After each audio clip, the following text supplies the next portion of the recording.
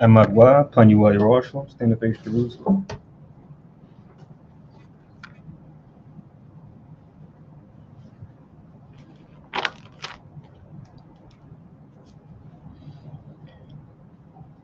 Blessing of the Sabbath. Barakatha Yahweh, Basham, Yahweh, Asherah, Nathan Lanawa, Hashabeth, Bashalawam, the water, Amen. Blessed are you, Yahweh. In the name of Yahweh Shai that gives to us the Sabbath and peace, thank you, so be it. The Algin Ma'al Shariah Mechat, Psalms 121. Anya Harayim Nayim Ye Oh Harim Mayan Yabawa Azariah Yabawa Mayahawa Shashad Shamayim Waratazad La Yanathan Lamawat Regalia Yala Yanawam Shashwa Marka Hana La Yanawam Wala Ayeshan Shashrama Yeshabale Yahweh Shemaria Yahweh Tazalia Ayub Yim Yawamam Ashamash La Hakaya Wayarak La Balayale Yahweh Yashamaria Makab Ray Yashama Napasha Yahweh Yashama Habalakya Wabawa Ayat My Pa wa Aid I Walam Basham Yahweh the water Aman. Psalm 121. I will lift up mine eyes unto the hills. From whence cometh my help? My help cometh from the Lord, which made heaven and earth. You will not suffer thy foot to be moved. He that keepeth thee will not slumber. Behold, he that keepeth Israel shall neither slumber nor sleep. The Lord is thy keeper. The Lord is thy shade upon thy right hand. The sun shall not smite thee by day, nor the moon by night. The Lord shall preserve thee from all evil, shall preserve thy soul. The Lord shall preserve thy going out and thy coming in from this time forth even forevermore. Amen. Shema Yasharallah, hear, O Israel. Shema Yasharallah, Yahweh, Eloheinu, Yahweh, Echad. Shema Yasharallah, Yahweh, Eloheinu, Yahweh, Echad. Shema Yasharallah, Yahweh, Eloheinu, Yahweh, Echad. Deuteronomy 6:4. Hear, O Israel, the Lord our power is one Lord. Amen. Amen. Tapala Yahweh, the Lord's Prayer. Abi Noah, Shabbat Shemayim, Kodesh, Hayye, Shanke, Yahweh, Malakwakad, Taba'ad, Ratazawanka, Hayye, Aisha, Baratazad, Kaba Shemayim, Natan Lanawa, Lacham, Yawam, Zad, Wasalak Lanawa, Kabawat Nawa, Kasalach Nawa, Kabawat, Wala'ad, Abiyanawa, on the Sion, above, Hawashinawa, Murakaya, Laka, Hamalakwa, Wa Allah, Wa Taparat, Wa Iwalam, Naman. Matthew 6:9. After this manner, therefore, pray ye, Our Father which art in heaven, hallowed be thy name. Thy kingdom come, thy will be done in earth as it is in heaven. Give us this day our daily bread, and forgive us our debt as we forgive our debtors. And lead us not into temptation, but deliver us from evil. For thine is the kingdom, and the power, and the glory, forever. Amen. Amen. Ha'aishara Matazawa, the Ten Commandments.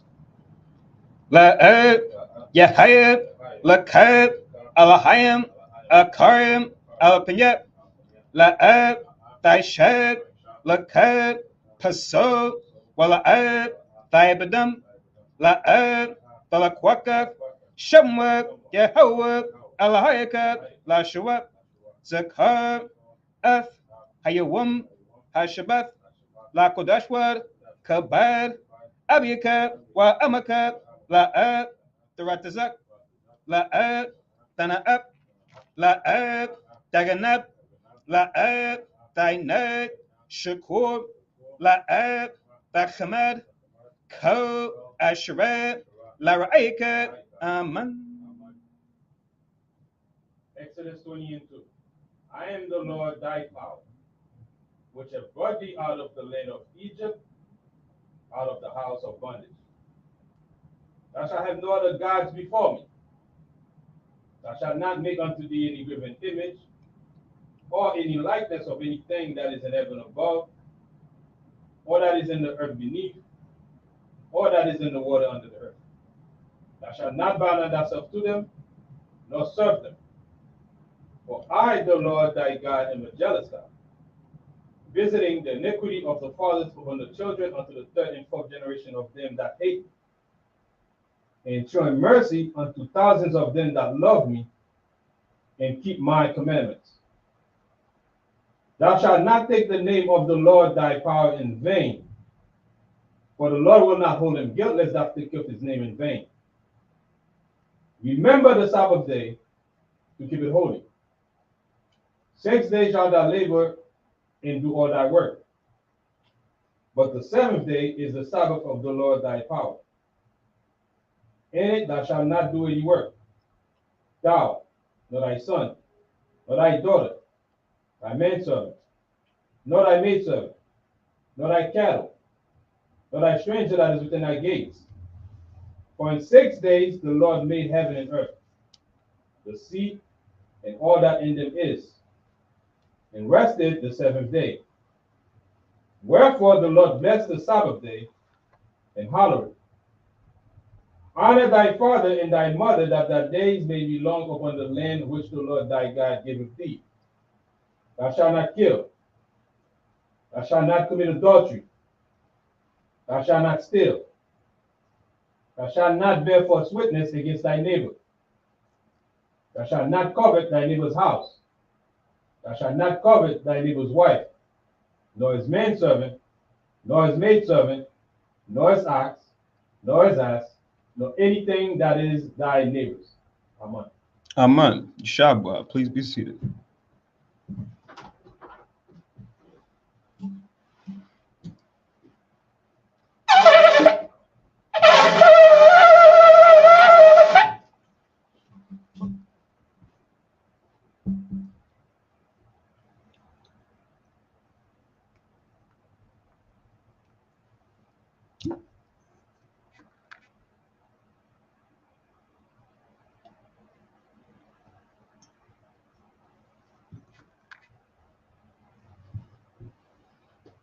Barakatha Yahweh, Shimi Hawashai, Sharanat, and now Paria, Gapan, Tuada Aman.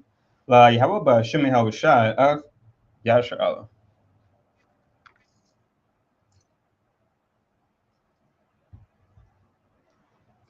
English translation. Blessed are you, Yahweh, in the name of Yahweh Shai, that gives to us the fruit of the vine. Thank you, so be it. To Yahweh, in the name of Yahweh Shai, with Israel.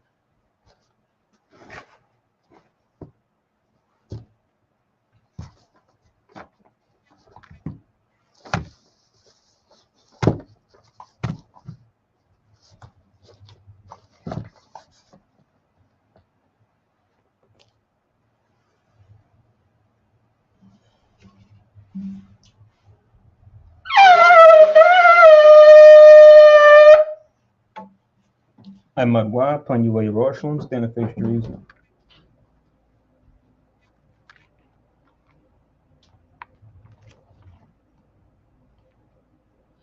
Barakatha Yahweh, Haggadah, Rakawam, Yabeya, Wanawa El Yawan, Malak, Shamayim, Warataza, Wakadabarim, Kayayam, Wagam, Hamashayak, Mayahawe, Arawanawe, Ahabnawe, Apala, Yawa Aitaza, Yahawasha, Zakarnawe, Yahawe, Bartazawan, Ainke, Yasha'ala, Izarnawe, Bana, Wasa, Yasha'ala, O, Nanawe, Yam Yam, Aita, Kayawamyam, Makudam, Babakushai, Shalak, Mike Allah, Watazawadak, Alahayim, La, Maganawa, Raparnawa, Washamab, Ionawa, Bakur, Shalak, Haroka, Shau, Yahweh Shai, Lanawa, Lalamadnawa,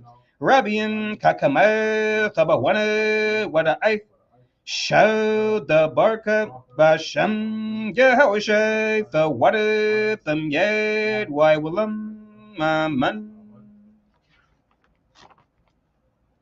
English translation. Blessed are you, Yahweh, the great, merciful, mighty, terrible, most high power, King of heaven and earth and all things living, and also the anointed from Yahweh, our Lord, our friend, the wonderful counselor, Yahweh Shai. Remembers Yahweh favorably your people Israel. Help us build and gather Israel, most high, we beg you, right now, like the days of old. Please send Michael and the righteous powers to protect us, heal us, and watch over us. Mainly send the spirit of Yahweh Shai to us to teach us much wisdom, knowledge, and understanding of thy word. In the name of Yahweh Shai, thank you. Always and forever, so be it. Repeat the Hebrew only. Blessed are you, Yahweh, in the name of Yahweh Shai that gives to us the law. Barakatha Yahweh, Ba'ashem Yahweh Shai, Asheret, Nathan Lanawa, Hatawaret. Blessed are you, Yahweh, in the name of Yahweh Shai that gives to us light to see. Barakatha Yahweh, Ba'ashem Yahweh Shai, Asheret, Nathan Lanawa, Awar, Lara Awet. Blessed are you, Yahweh, in the name of Yahweh Shai that gives to us the ram's horn to call the people. Barakatha Yahweh, Ba'ashem Yahweh Shai, Asheret, Nathan Lanawa, Karan, Hayo, La Korah, Ha'ain. Blessed are you, Yahweh, in the name of Yahweh Shai that gives to us the olive oil to anoint Israel. Barakatha Yahweh, Ba'ashem Yahweh Shai, Asheret, Nathan Lanawa, Hasheman, Zayeth, Lamashak, Yasha'ala, Yeshua, be seated.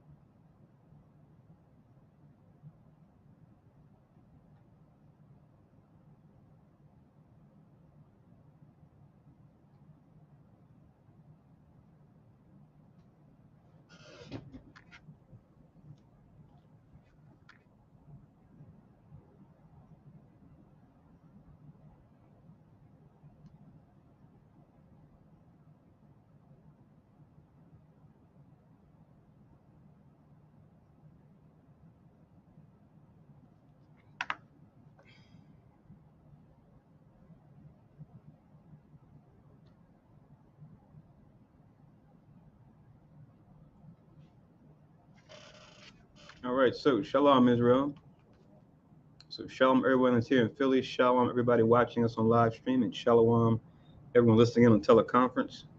Welcome to Asher Kanas, or the Congregation of Israel, where we teach that the descendants of slaves, as well as the indigenous peoples found throughout North, Central, South America, and the Caribbean, make up the southern and northern kingdoms of the 12 tribes of Israel. And where we also teach that we as a people have fallen to a lower state politically, economically, even religiously, because we broke the laws of God found in the Bible given to us by Moses, and that we come out as lower state that we've fallen to as a people by turning back to these commandments that we broke, by following Jesus the Christ, or the anointed Savior. In the Hebrew, Yahushua HaMashiach. And one way we do that is by keeping the Sabbath holy, as well as the holy days, which we know we're in the Feast of Dedication, or in the Hebrews known as Chanukah, right? We know we started that Wednesday night, so if we count from Wednesday night sundown up until what? Thursday sundown, that's one day. So Thursday sundown will be the second day of the feast. And Friday sundown, that makes us in the third day of the Feast of Dedication. So while we're celebrating the feast, we're also keeping the Sabbath, which comes regularly every seventh day of the week. And today we're going to be reading in the Apocrypha again, going into Tobit chapter 1 and chapter 2. If anyone paying attention, you probably know we went pretty long last time when we were going through the Apocrypha, going into the end of Second Esdras. We went through 15, but didn't go through 16. So I didn't forget, but just so that we don't drag out too long, I'll chart the 16th chapter for a later Sabbath, a Sabbath where our particular reading is relatively short. That way, by combining that last chapter in Second Esdras with whatever we read according to our regular schedule, won't be too drawn out. So I'll be keeping an eye out for a short Sabbath service that's coming up, and then what we'll do is just work both of those in there, where we'll have that day Sabbath, and then we'll go into Second Esdras 16 to give the sense of that, so we can give that book and chapter it's just due. All right. So I'm Nabiaz Rabol. I have the privilege of going through the Sabbath with you guys today, and edifying you at least to the best of my ability, as the Holy Spirit will allow it. So once again, Tobit 1 and 2 is what we're going to focus on today.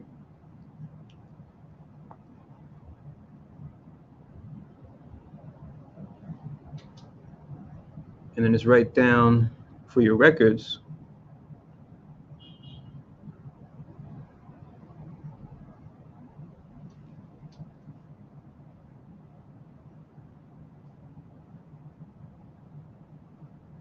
that according to the Gregorian calendar, it would be the 9th of December, 2023. But then according to our calendar, it would be the 9th month.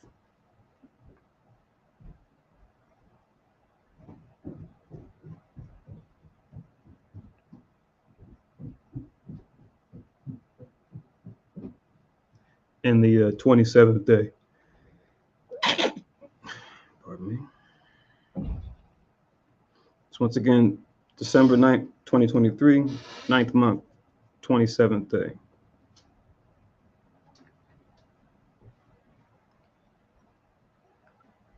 As well as, like we said before, Feast of Dedication, the third day. All right, so let's go into the Apocrypha, Tobit, chapter 1. And before we get going, as we're going to see when we read the first couple of verses, let's utilize some of our essential tools. You guys might remember some new moon some time ago. We like to go into different systems, right, or different codes. One we went into is the 7 tools every brother, sister, or Hebrewess should have at their disposal, right, when it comes to studying and aiding the scriptures. The King James Bible with Apocrypha, of course, is the first one on our list. But to complement the scriptures, not to replace, but just to complement as far as tools, we also had the Zondervan Compact Bible Dictionary to give us more supplementary information on things you read about in scriptures. We also have a digital version I'm going to share with you guys shortly Bible Atlas, right? Which you have different ones that are out there, right? That show different levels of detail that are useful when it comes to our edification, when it comes to studying the scriptures and understanding the truth. So, as you see in the title, I called it Naphtalites and Assyria. It wasn't just them. We're going to focus on a particular family of Naphtalites, right, that were in a key position of power that didn't use their power, uh, just to enjoy, the high life, right? Given that they were officials high up in the government of a foreign government, the Assyrians, right, as they were a chief empire at this time. But they used the power and the privilege they may have had to use it to help their people that weren't in such a fortunate position, that were in a less fortunate position. You'll see how they use that power to help others, right? So this is a good lesson for us to always be considerate of when it comes to anything the Most High bless us with, that we use it to not only, yes, help ourselves and to continue our particular line, but the lines of the other families in Israel too.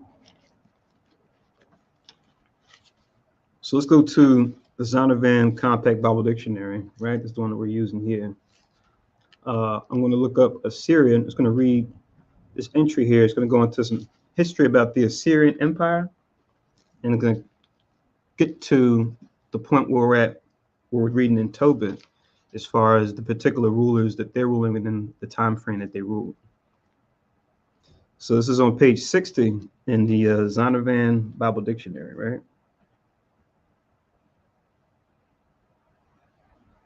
On Assyria.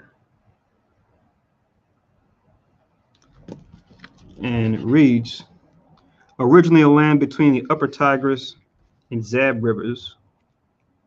First mentioned in the Bible in Genesis 2:14, Assyria and the Assyrians are frequently named sometimes as Asher or Asser, right? Because that's their Hebrew name, right? It says, in the 10th century began a powerful and systematic advance under Shalmaneser III. The Assyrians turned toward Palestine and in 853 were defeated at Karkar, but claimed a victory over Ben-Hadad of Damascus in a coalition including Ahab, king of Israel. They failed to follow up their effort. So we'll touch on this history as we go through the kings, but what we're talking about today is going to be a little bit later on in the timeline. As we read on, we'll get there. After the religious revival under Elijah and Elisha, right, which we're going to read about in Kings, right, those two important figures, the coalition of Israel and Syria broke up. So what you had pretty much was, and we'll go into this in more detail. You had the two kingdoms, Judah in the south and Israel in the north, had alliances with the nations that were around them, namely with Syria as well, which is in the Hebrew Aram or the Aramites, and the Assyrians, which is the Asherites, right? I think at one point it was the Assyrians. They had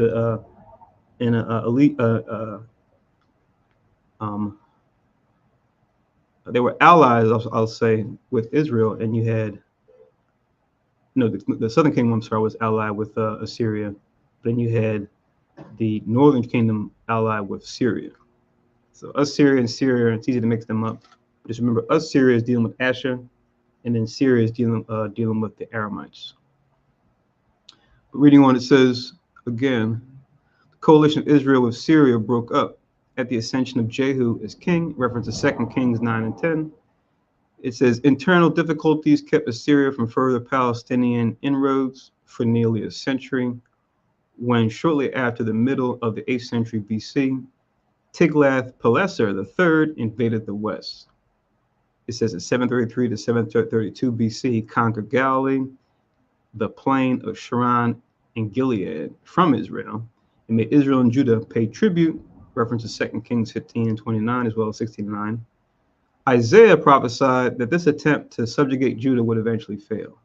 Shalmaneser V besieged Samaria for 3 years. He died during the siege, and his successor, Sargon II, now called Sargon III, took the city in 721 BC and carried its more prosperous citizens into exile, replacing them with colonists from the other provinces of his empire. And that references 2 Kings, the 17th chapter, which we oftentimes reference in the history. Anytime we deal with the time of the New Testament and we're talking about who are these folks that are in Samaria, right? Why is Christ telling his disciples, unto any city of the Samaritans, enter ye not, right?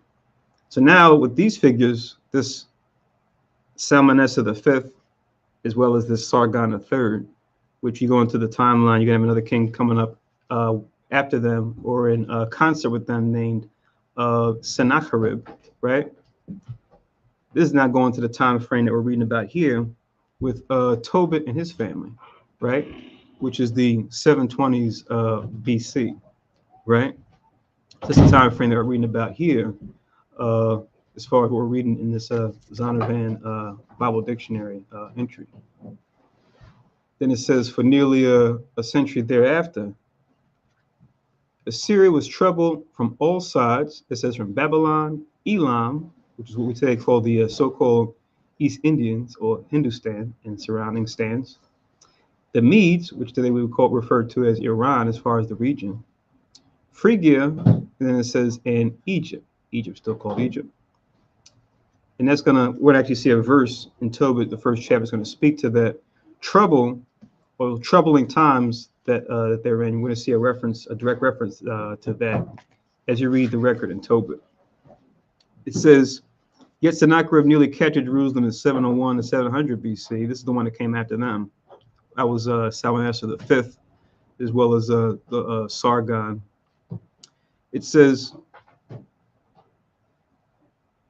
that the danger ended only when the angel of the Lord went out and smote in the camp of the Assyrians, 185,000, followed by the assassination of Sennacherib.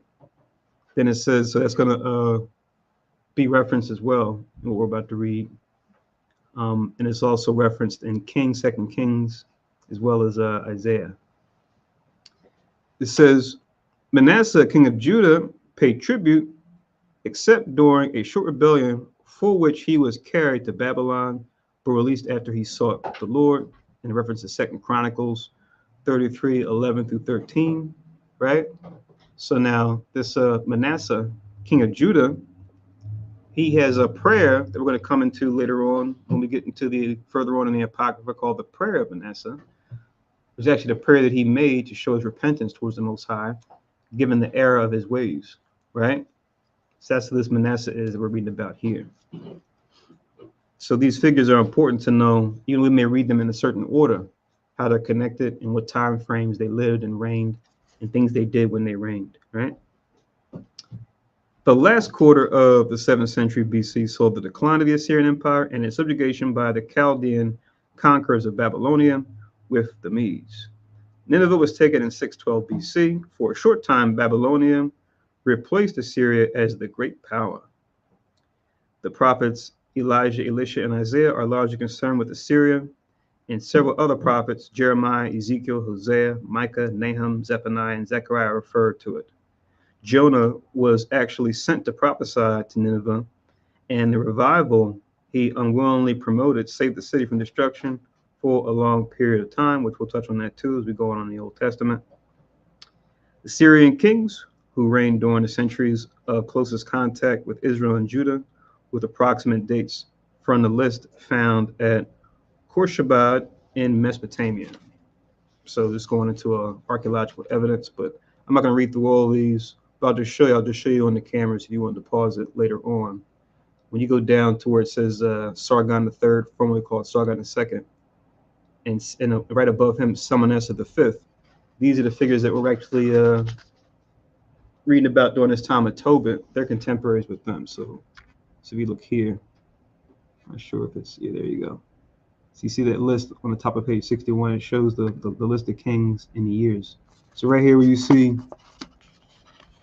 Salmanasseh the fifth, this is the Salmanasseh right here. That's the Salmanasseh that we're going to be reading about today. And those that came after him.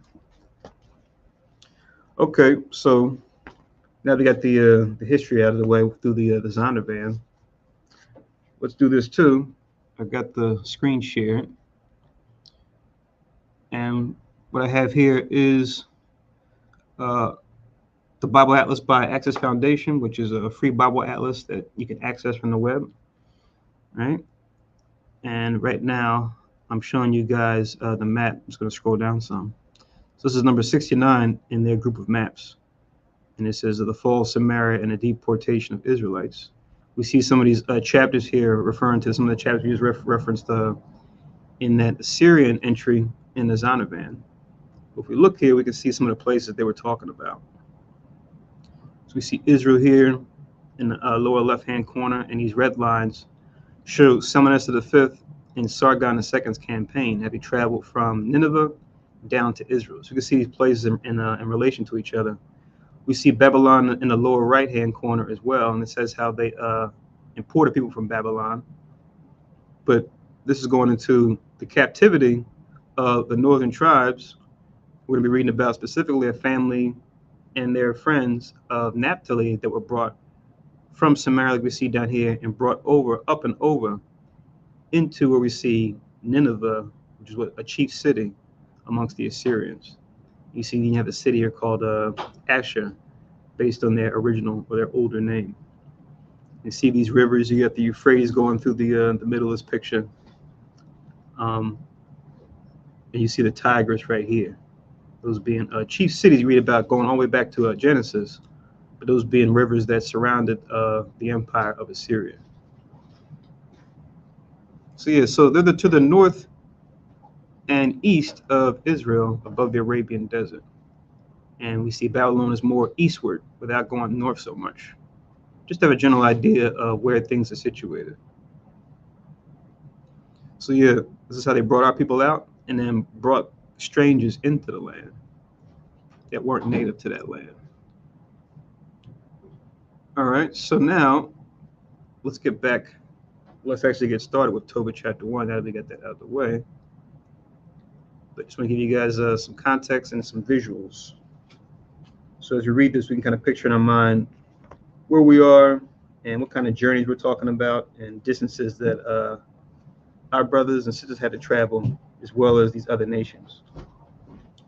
So now Tobit chapter 1 and verse 1, it reads, the book of the words of Tobit, son of Tobiel, the son of Ananiel, the son of Enduel, the son of Gabael, of the seed of Asael, of the tribe of Naphtali. So we got a lineage going back showing that they come from Naphtali, one of the 12 tribes of Israel, right? Who, when we go into it today and read the prophecy about Naphtali, today they're being called Argentinians or Argentinians and Chileans, right? And the prophecies concerning them are quite interesting, right? When you read about Naphtali, you go into the history of the 12 tribes. Two verses I'll get, which are pretty straightforward. I'll just give the sense of them. But I'll get the prophecy that Jacob gave about the tribe of Naphtali in Genesis 49, and then I'll also get a prophecy that Moses gave about them in Deuteronomy 33. So first, I'll get the one in Genesis. So Genesis chapter 49.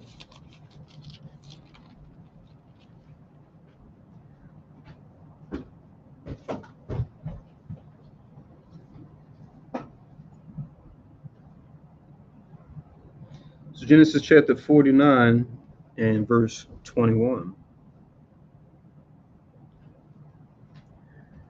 Genesis 49:21, it reads, Naphtali is a hind let loose. So they're likening it to a deer or a hind. It says let loose. It says he giveth goodly words, right?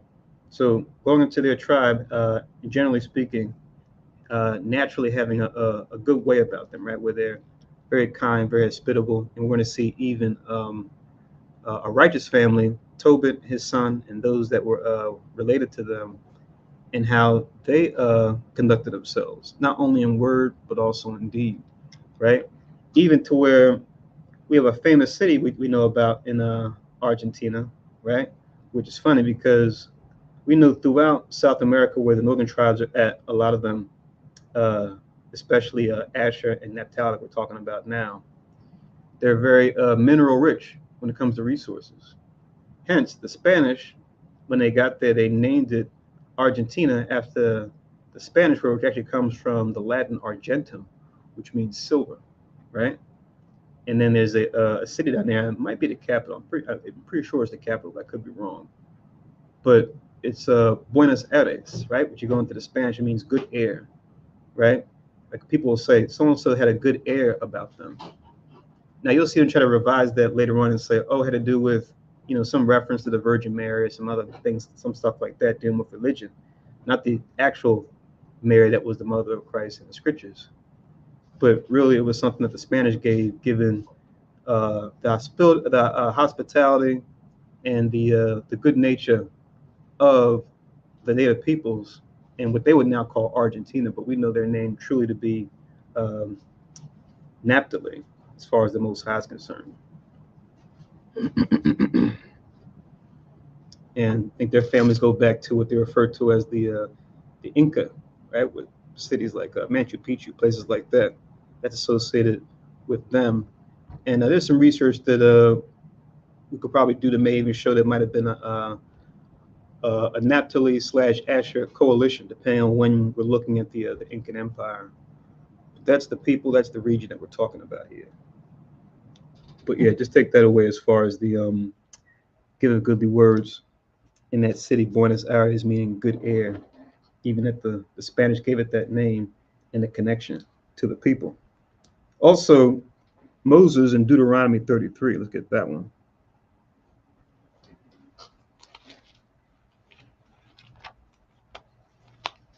Deuteronomy chapter 33.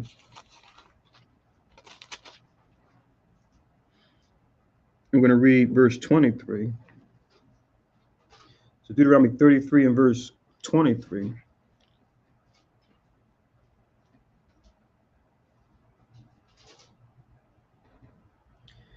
And it reads, and of Naphtali he said, O Naphtali, satisfied with favor and full of the blessing of the Lord.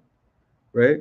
So it says they're full of favor. It says, rather satisfied with favor, and it says, and full of the blessing of the Lord.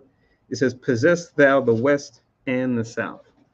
It's another significant prophecy, like we read in Genesis 49, another prophecy to show Naphtali.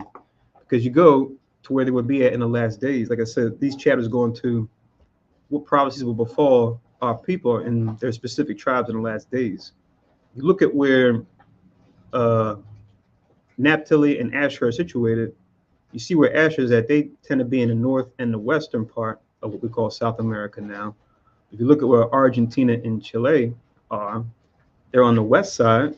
You see with the Argentina being on the west coast of South America, and you have in the south you've got Chile. So when it says possess of the west and the south, if you look at Argentina, the Andes Mountains going down to Chile, that's where you have Naphtali situated at, right? So written by Moses through the Spirit and the Spirit understanding from the Most High about what will befall Naphtali in the last days, and now it's our past at this point, but our more recent past. It's just a little 12 tribes history there. But let's go now and let's read about these important figures of Naphtali and what they're going to say and do during this time of the Assyrian captivity. So now we're in Tobit chapter 1 and verse 2. It says, who in the time of Manasseh, king of the Assyrians, was led captive out of Thisbe, which is in the right hand of that city, what is called properly Naphtali in Galilee above Asher, right? So that going into the land of Israel where they were taken from. And this Manasseh, remember we just read that in the Zondervan, that was there talking about Salmanasseh the fifth, because there's more than one, right? It says in verse 3, I, Tobit, have walked all the days of my life in the way of truth and justice, and I did many alms deeds to my brethren and my nation, who came with me to Nineveh into the land of the Assyrians. And we showed on the map how they were taken upward and then taken towards the east, to where the Assyrians were. Verse 4, when I was in mine own country in the land of Israel, being but young, all the tribe of Naphtali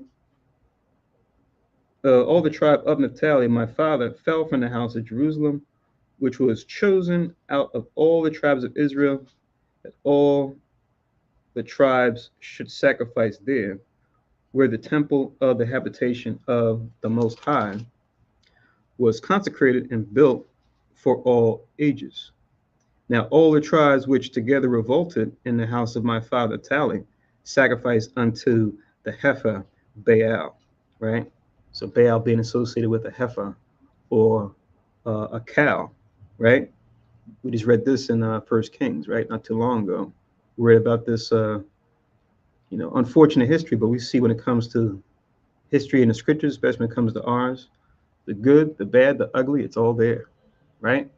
Even that atrocity. We see we just read about that, about the origins and how that started with one of Solomon's chief servants, at least at one point, Jeroboam, being set apart to then what rule over Israel, and the prophet telling him, as long I think it was the prophet's name was Abijah, he told me, as long as you follow the ways of the Lord, the Most High will deal with you. And we read that there was a split between him, Jeroboam, one of Solomon's servants, and Solomon's son Rehoboam, and then the idea that Jeroboam had to keep Naphtali and other tribes from going down to Jerusalem was, let me set up these false gods we're reading about here, this heifer Baal. Let me set these false gods up, one in the top part of Israel, one in the bottom part of Israel. People can go to the worship. So that's what this is referring to here. And that was back in 1 Kings 13. That's what's being referenced here.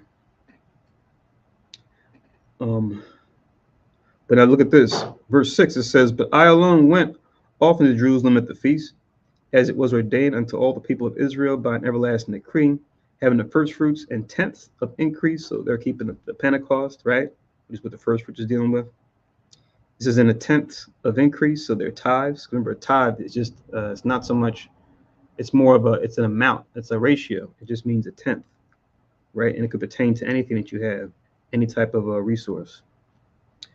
With that which was first shorn, in them gave I at the altar to the priests, the children of Aaron, right? So a good example, I'm sure he's not alone, but one we can definitely look to show us or let us know that even though the northern tribe as a whole ended up going off, and we have unfortunately Jeroboam to thank for that, right? That sad day in Israel he set up on the 8th month and the 15th day that we just read about not too long ago in 1 Kings 12. All of them didn't go astray or go away. Some still said, you know what? I see what our kings are doing, but I still want to go down to Jerusalem and do my proper offerings as was required of us even before we had a split, right? Like when we were under Solomon and David before him and Saul before him, right? Still acknowledging the sons of Aaron and Jerusalem as the place that we're supposed to come together, even though it's mandated by the Northern Kingdom government to worship at these false gods dedicated to Baal.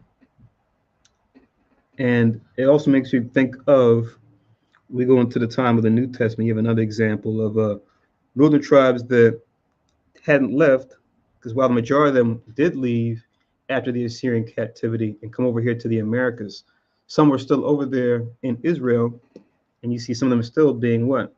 Diligent and following the Most High when it comes to the northern tribes, like this, the sister Anna, who was of the tribe of Asher. Let me get that example real quick to go with what we're reading here. So go to the book of Luke real quick.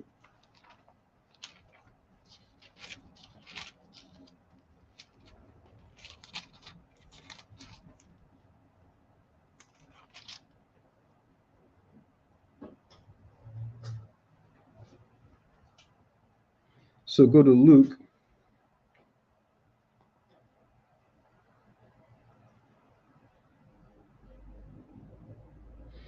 and chapter 2.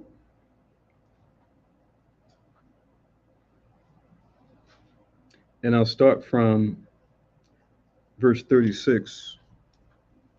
You can link this with chapter 1,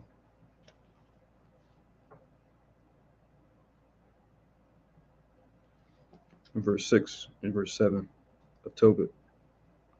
So Luke 2:36 reads, and there was one Anna, it says a prophetess, the daughter of Penuel of the tribe of Aser, which is the same as Asher, just spelled different. She was of a great age and had lived with a husband 7 years from her virginity. It says, and she was a widow of about 84 years, which departed not from the temple, but served power with fastings and prayers night and day. So a righteous, diligent woman, a widow for quite some time, right? But still serving the Lord. It says, and she, coming in that instant, gave thanks likewise unto the Lord, and spake of him to all them that looked for redemption in Jerusalem. Right? So I'll just pause there. I just wanted to show that reference, just to show that you did have those examples. Like I said, these are just ones that are written, but they weren't alone. Even though the majority of the northern tribes would be brought over here to the Americas at this point. But back in Tobit chapter 1, let me read on in verse 8. So Tobit chapter 1 and verse 8, it says, and a third I gave unto them to whom it was meet or right, as Deborah, my father's mother, had commanded me, because I was left an orphan by my father. Furthermore, when I was come to the age of a man, I married Anna of my own kindred, and of her I begat Tobias, so another sister named Anna of Naphtali. Earlier on, obviously, right? Because it's a couple centuries before what we just read in Luke. It says, of her I begat Tobias, so Tobit and Tobias being his son, them being key figures we're going to read about in these couple chapters. Go ahead. Yeah, just going into where he highlights his different tithes. You'll see in certain references how folks are highlighting that there's three different types of tithes. And you see here that Tobit highlights the first, second, and third. One just for the priest, for the harvest. Second one for the ceremonial, going to Jerusalem to celebrate there. And the third one was for the poor. So you get three different aspects of giving 10% for different reasons. And Tobit is a good reference to highlight how he even classified his three different tithes that he did throughout the year. A man who was of truth and justice, as I mentioned earlier. That's on point. So, sons of Aaron, Jerusalem, the poor.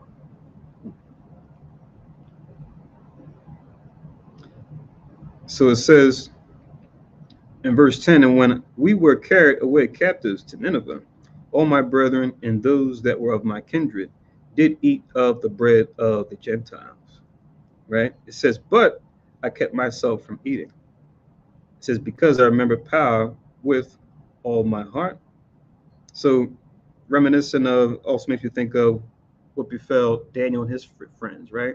When they were taken captive of the Babylonians a little bit later from this time period, but we see the similar thing where Daniel and his innocency and his righteousness, just like Tobit here, saying, okay, we're by enemy lines now.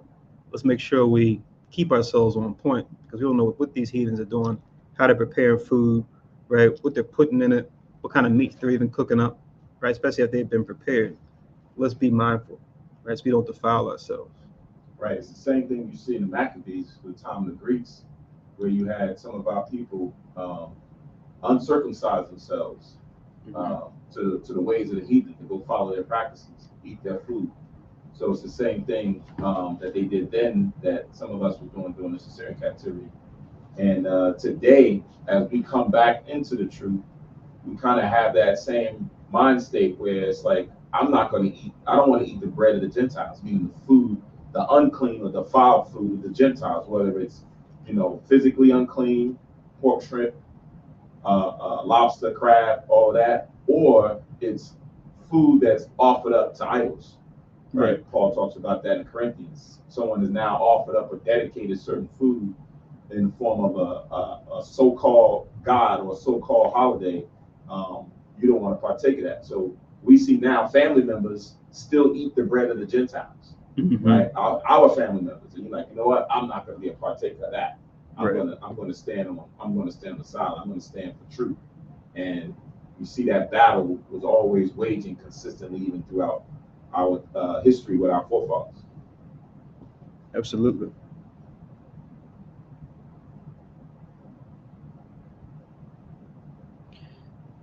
Absolutely. Let me just get this verse 2 to link we're reading here in 10 and 11. Let me get another contemporary with Daniel, Ezekiel, real quick. So let me go to Ezekiel. We go to chapter 4.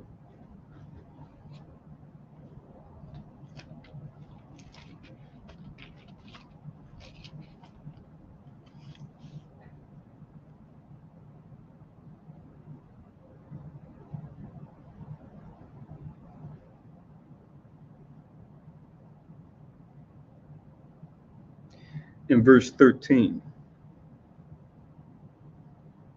Ezekiel chapter 4 and verse 13.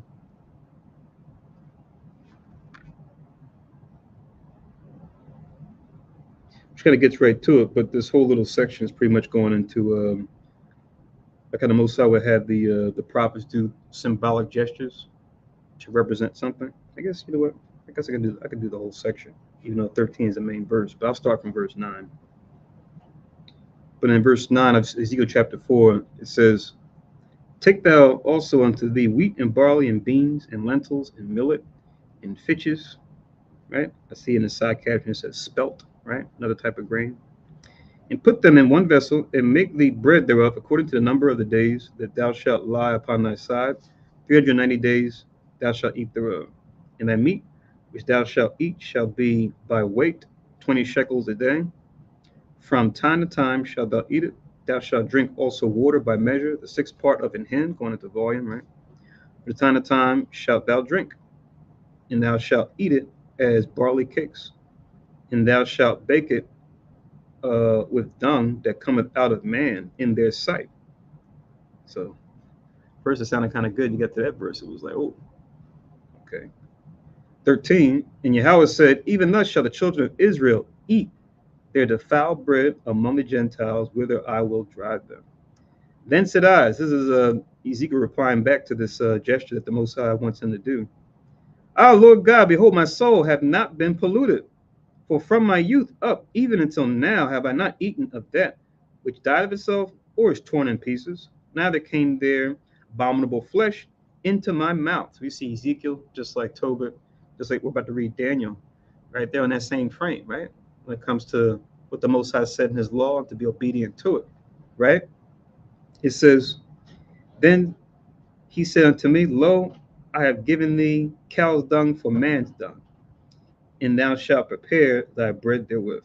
Moreover, he said unto me, Son of man, behold, I will break the staff of bread in Jerusalem, and they shall eat bread by weight, and with care, and they shall drink water by measure, and with astonishment, that they may want or lack bread and water, and be astonished, which is like another way of saying astonished, Old English, one with another, and consume away for their iniquity." So, you know, Most High is, like the scriptures say, be not deceived, God is not mocked.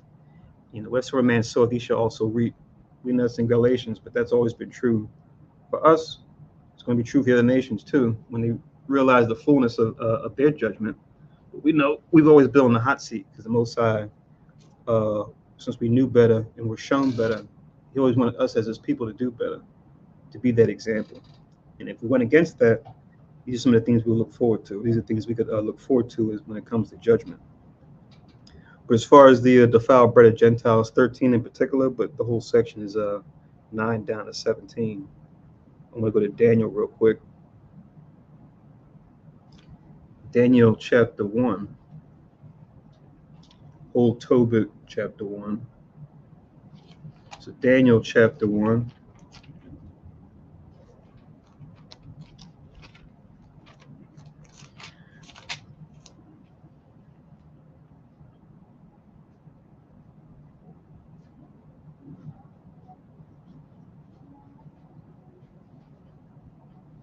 I'll start from verse 3. It says in Daniel chapter 1 and verse 3,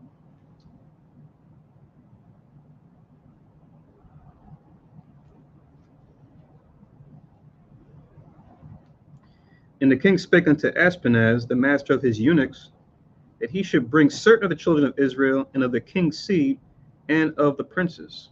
Right? We just read about that in Tobit, right? Them going take our people captive, and also like the best of us, to take the tenths of us, right? Same way the Most High want us to give our tenth to Him. Most High, as a punishment, we have the nations take us and take our tenth, right?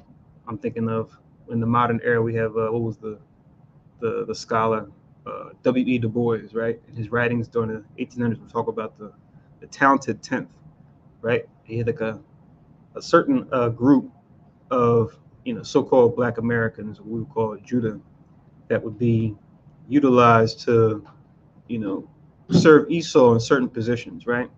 When it comes to college, universities, industry, right? The experts, right, of our people, the best and brightest, as they say. So this isn't a new concept.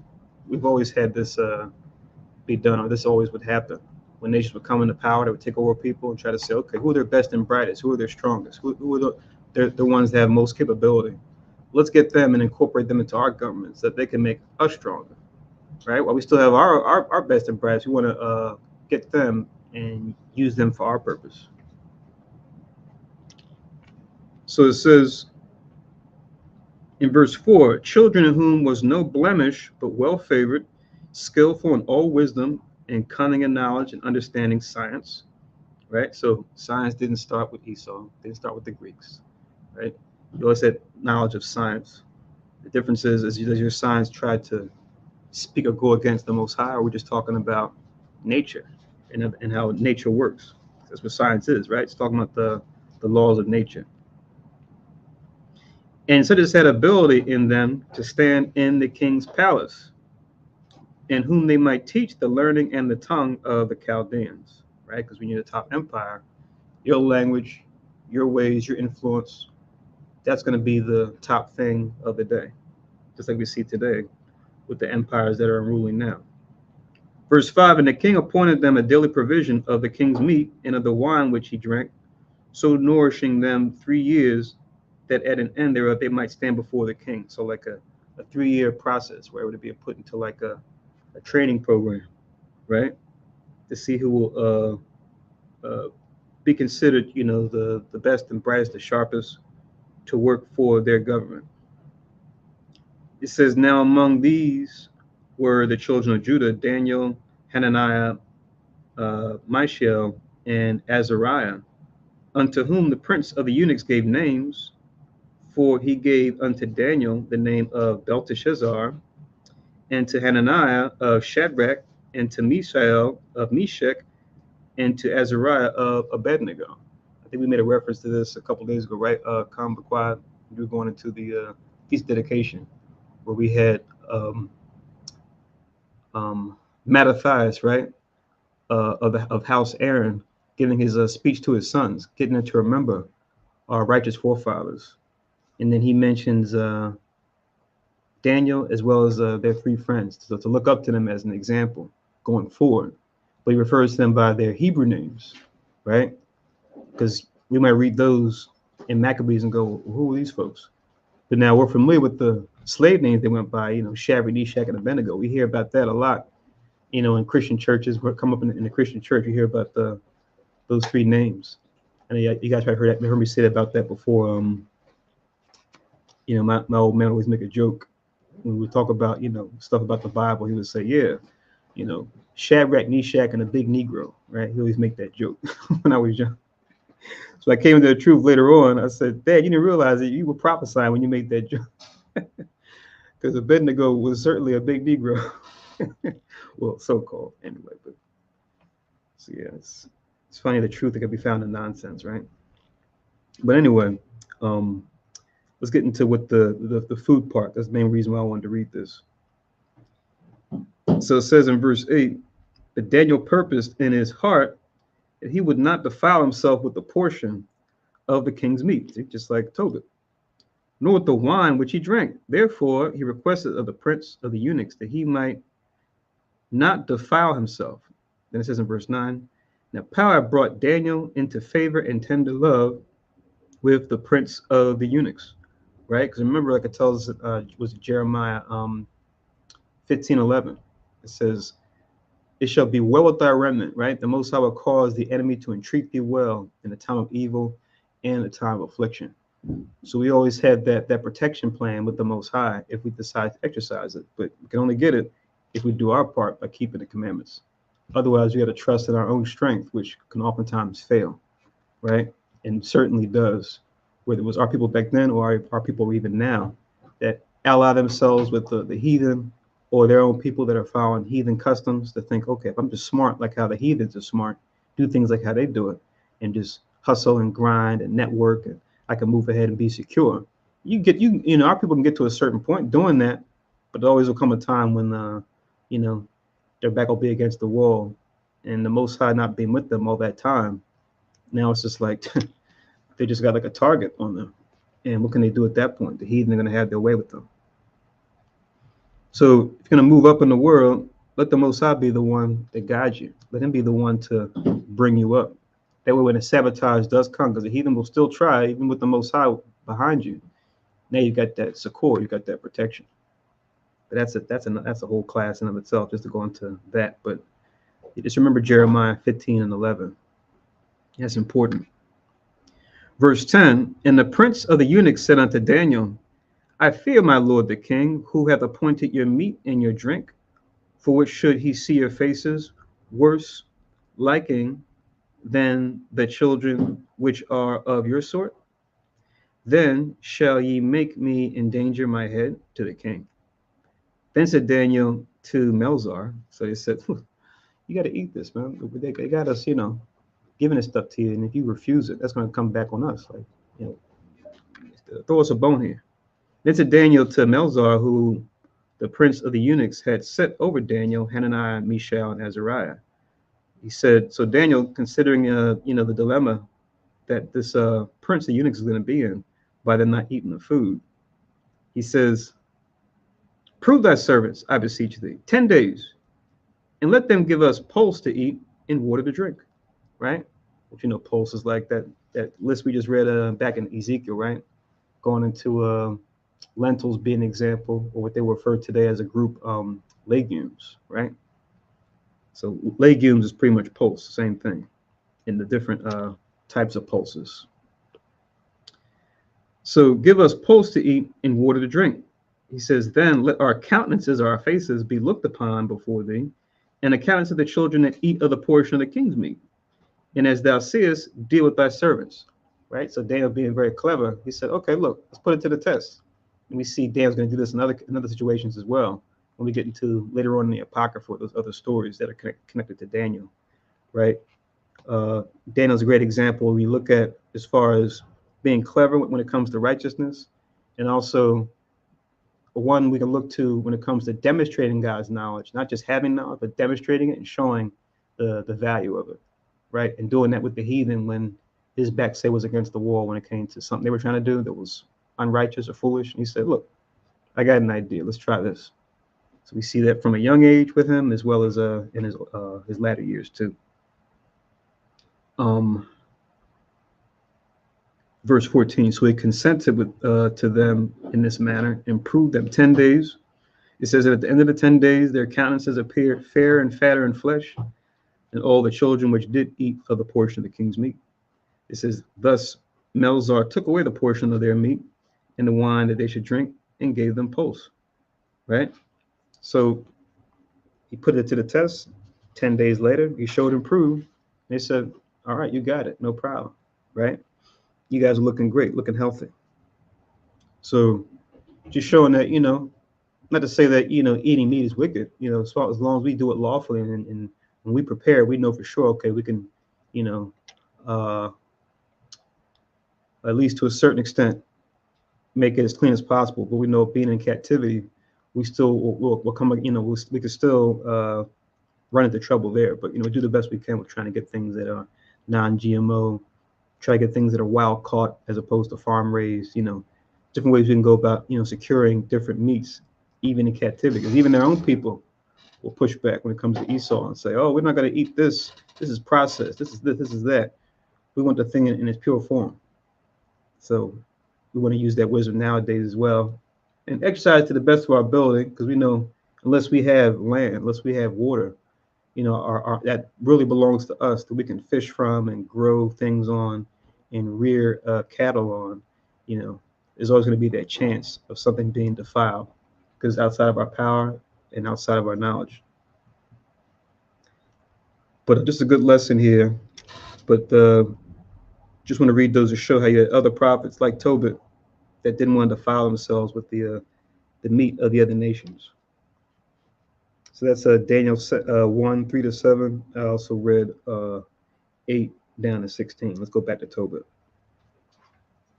So Tobit chapter 1, I'm in verse 13 now. It says, Tobit 1 and 13, it says, and the Most High gave me grace and favor before Manasseh, so that I was his purveyor, right? So there's that grace and favor again. There's a Jeremiah 15 and 11 reference again. I guess you can link that with 1 and 13, even I referenced it back in Daniel 1, but just write it down, Jeremiah 15 and 11, where it says, it shall be well with the Most High's remnant. He'll cause the enemy to entreat us well in the time of evil and the time of affliction. It says,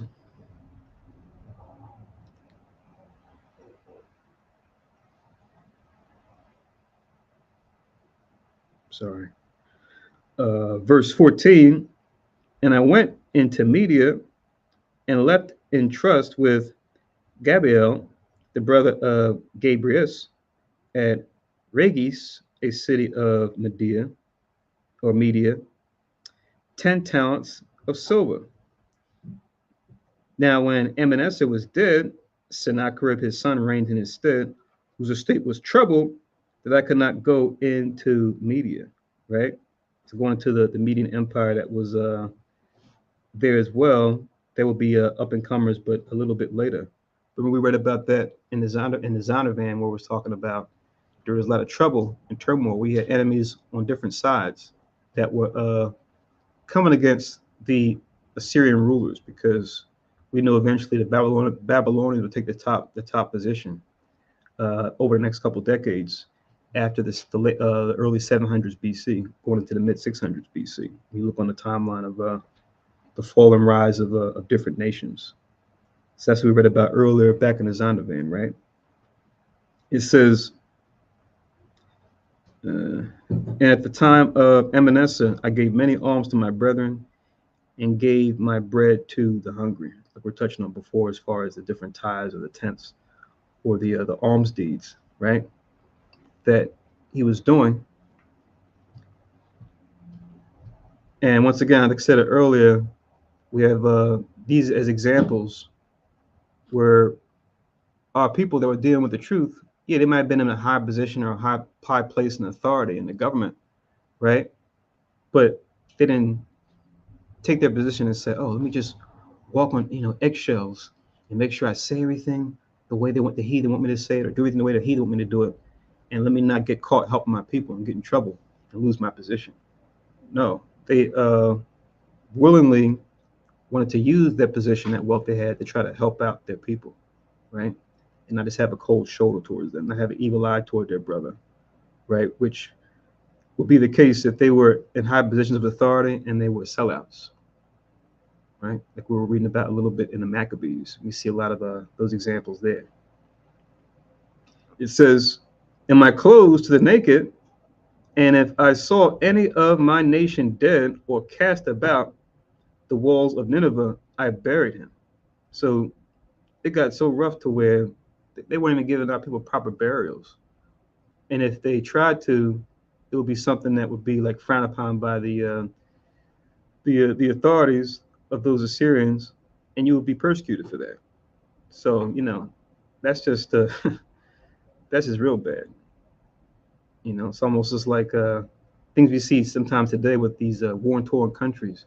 Oftentimes Esau having a hand in that, making it happen, right? Behind the scenes, where you got people that are dealing with, in war-torn environments where they can't do trade, they can't even, buy and sell anymore. They can't walk out in the streets with safety, to where it's like you can't even do the things you normally would. when it comes to taking care of the community, fixing infrastructure, burying the dead, uh, taking heed and taking care for uh, women that may be with child to help them, give birth to the children and help them come to full term. These things that usually most societies would have in place when you're in captivity or at war, you can't even do those things.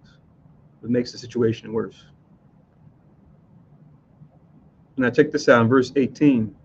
And the king Sennacherib had slain Ening when he was come and fled from Judea. I buried them privily, for in his wrath he killed many. Right? So with these governments that are wicked and are doing things the right way, and things aren't working out because they're not dealing with justice and truth. Now in their frustration, they'll take it out just on those that they can, just out of their own frustration. Where it's like, you're abusing us, but what's it got to do with your poor leadership, and what's it got to do with you and your uh, dysfunctional government and these other enemies that are rising up against you? Why are you taking that out on us? But that's what you have happen then and now. Yeah, I wanted to link up a precept with what you read in verse 16 and 17, where it says, in the time of Manasseh, I gave many alms to my brethren, and gave my bread to the hungry, and my clothes to the naked. And if I saw any of my nation dead or cast about the walls of Nineveh, I buried them. This is Matthew chapter 25. Matthew chapter 25 and verse 34.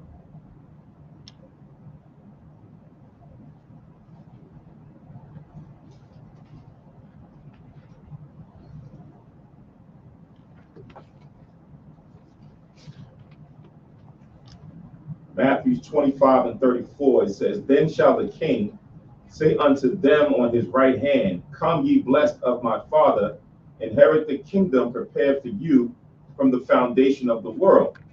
For I was an hungered, and you gave me meat. I was thirsty, and you gave me drink.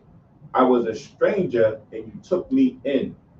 Naked, and ye clothed me. I was sick, and you visited me. I was in prison, and ye came unto me. Then shall the righteous answer him, saying, Lord, when saw we thee an hungered, and fed thee, or thirsty, and gave thee drink? When saw we thee a stranger, and took thee in, or naked, and clothed thee? And when saw we thee sick or in prison, and came unto thee? And the king shall answer and say unto them, verily I say unto you, inasmuch as ye have done it unto one of the least of these my brethren, ye have done it unto me. Right? So this is Tobit showing that righteous spirit that he had back then to go and look after the brethren, to feed them, clothe them, bury them, do whatever was needed for the nation. So that's that spirit that Yahushua is speaking about to the disciples then on how we should be in general. So Matthew 25, 34 to 40, to go with Tobit 1 and 16.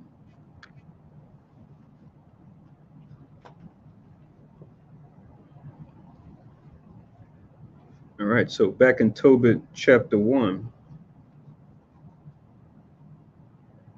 So here we go. Like I said, you do right by God, he'll have his protection, but at the same time, temptation can still come, right? Affliction and different types of temptation can come, right? Especially affliction when doing the right thing, especially when you have powers that be that rule over you of another nation that have unrighteous decrees that they have set up, right? And not dealing justly with the people that they have dominion over, like we see here. It says in verse 19, and when one of the Ninevites went and complained of me to the kings, here we go, right? We always make that joke if you're in a corporate environment or working for organization, and you got people that will see you doing something on the job, and you could be following the code of conduct for the company or the organization. They may not like you, or they may see you may have a certain level of favor. You're gonna go to HR and tell HR, oh, you were saying this or doing this, and it goes against this, that, and the third, and they'll have a record, even though they may not be able to prove anything. They'll try to at least get a record on you where it's like, oh, you had to have a talk with HR because of the situation, even if it was nonsense, if it was just hearsay. It's like a modern day, more localized example, but this is something going all the way up to the top of that government of the Assyrians, right, in that city, Nineveh. So they went to go complain of him to the king, going back to the time the time of makes you think also when we were rebuilding the temple, right, during the time of the exile, after we came out of Babylon and out of the Persian and Medo Empire and went back. The heathens going back and saying, can they rebuild? Are they allowed to rebuild the temple that fell, right? So you always got this going on with these other nations. It says, they went and complained of me to the king that I buried them and hid myself. Understand that I was sought for to be put to death. I withdrew myself for fear, right? So now it's just like they got him on a watch list now, right? Yeah, he was going and burying his people, right? Like, isn't that just a decent thing to do? But yet they want to complain about that. Shouldn't you even give us the means to do so, since you took those means from us? Now that you have us as captives. So these are just the headaches we got to deal with when we're not in our own land with our own dominion, right? Governing ourselves, right? We're at the whim of these other nations, and our hope is that, Most High is not gonna have these guys just go all out and demolish us, right? And the Most High's mercy is there, but at the same time, it's like, when are we going to learn as a people? So it says he withdrew himself for fear. It says that all my goods were forcibly taken away, neither was there anything left me beside my wife Anna and my son Tobias. So now, given his position that he was in, his means that he had, now they've taken these things from him, right? Like I said, very similar to what we see now, right? What they talk about, cancel culture, right? Or getting canceled because you're speaking out against injustices that you see the powers that be do. Say, oh, well, your beliefs do not reflect the beliefs of our organization. We're not going to take your contract from you, right? Or take your job from you or your sponsorship from you, right? As a means to deprive you, right? But they'll say, oh yeah, it's not a barbaric thing. It's just company policy, right? But it serves a similar purpose to afflict those, to get you to try to, bend the knee and change your ways to pretty much agree with the powers that be that say, yes, you should eat anything, or the fake Jews, they do belong in that land, and shame on those Palestinians, or you need to embrace LGBTQ, shame on you. If you don't, you're homophobic. I'm going to take things from you now. So it's just a timeless thing that we see with rulers and with governments. And now they're afflicting our brother Tobias and his family. Tobit and his family. Verse 21 says, and there passed not 50 days before two of his sons killed him, and they fled into the mountains of Ararat, and Sarchedonus, his son, reigned in his stead. This Sarchedonus is Esarhaddon, and this is still talking about Sennacherib. It says, and his son reigned in his stead, who appointed over his father's accounts and over all his affairs. Achiacharus. I don't want to mess up the brother's name. Achiacharus, there we go. Achiacharus, my brother, Aniel's son. So real quick with 21, just showing you, that these events that happened here are contemporary with King Hezekiah, right? Because what had happened with Hezekiah, this was and then even the Zonovan mentioned it earlier in that entry we read about the Assyrians coming against, not only taking the northern kingdoms captive, but then coming against the southern kingdoms, coming against the southern tribes as well. But Hezekiah, standing for righteousness, being a righteous king, one of the few that we had, thank goodness, he was on Hezekiah's side and sent an angel to help him, to where they had an army, 185,000 deep, surrounding the city. And he said after one night, when the morning came, that one angel took them all out. So just imagine that, and just imagine how much more stress is going to put on Sennacherib when he has to go back and explain it to his subjects, explain it to his countrymen, right? They're going to say, what's going on? How'd you take that whole army? You came back and they're all dead. Who is this guy? Get him out of here. You know, even his own sons were like, nah, Pop, you caught the biggest L, right? In the history of the Assyrian kings. You got to go, man. This is another good example in verse 21 where it talks about how after 55 days of that decision or that event that happened with Tobit, this guy get killed by his own sons, right? Mm-hmm. So you can read about these types of events in other history, right? So what that does is prove the validity of the history that we read in the scriptures, because you can align it with other things. But now to your point, where you read on the accounts where the Most High sent the angel to go wipe out their whole army. Now on their side, they may not say, oh, the God of Israel went and killed our whole army. They may say, oh, we lost the battle, or whatever the case may be. But according to the scriptures, we know what actually happened now, right, because the Most High gives us that insight. Right. But the beauty of it is, most people look at the Bible as just like, some good inspirational things to just teach you, give you good lessons and guidance to inspire you, good words of wisdom. But there's factual accounts of history that's in here that goes along with our storyline. So when you now go into world history, or you're in high school and college and you go into these different studies and you read about these individuals, you can correlate that to the scriptures now and be like, oh, this is talking about when this time period happened. Right. Same thing with Hezekiah. Oh, this is when Hezekiah was ruling when this happened. Right. Oh, so this is the backstory about what was going on with this thing over here, right, not knowing that this was happening with Israel. Mm-hmm. So, when you get that full picture and understand how things work out, it's a beautiful thing. But even Tobit, as you look at this, where as a young kid say today, my daughter's telling me, like, he stood on business. That's the new slang, standing on business, right? He stood in a square and did what was right, but there was a worldly consequence that came with that. Right. But today we say he froze his accounts, right? He couldn't go buy food in the store, right? They putting him out where he's at. So now he had to deal with that for the 55 days of being like an outcast. Right. Can't go nowhere out in the city, on the streets, and get anything. Everyone's closing their doors. They, like you said, they cancel you off. So now he has to deal with that. And one would say, well, Dad, why would the Most High have him go through that ordeal? But every time we get tested too, right? To stand on our faith, stand on our business, as they say. And then, as we're going to read, the Most High is going to show that, hey, I had your back all along. That guy that did that, those guys that said that to the king about you, I got them for you, mm-hmm. right? And mm-hmm. you say, wow, man, Most High is beautiful, man. He came and got vengeance for me. Yeah. He got the payback. Yeah. Right? But sometimes you may not see that come right away. You just got to stand on faith that the Lord going to come in and redeem you, or get the revenge for you in due time. Absolutely. Absolutely. You got me thinking about that verse Revelations, right? Where it says, rejoice ye angels and ye prophets, for God hath avenged you on her.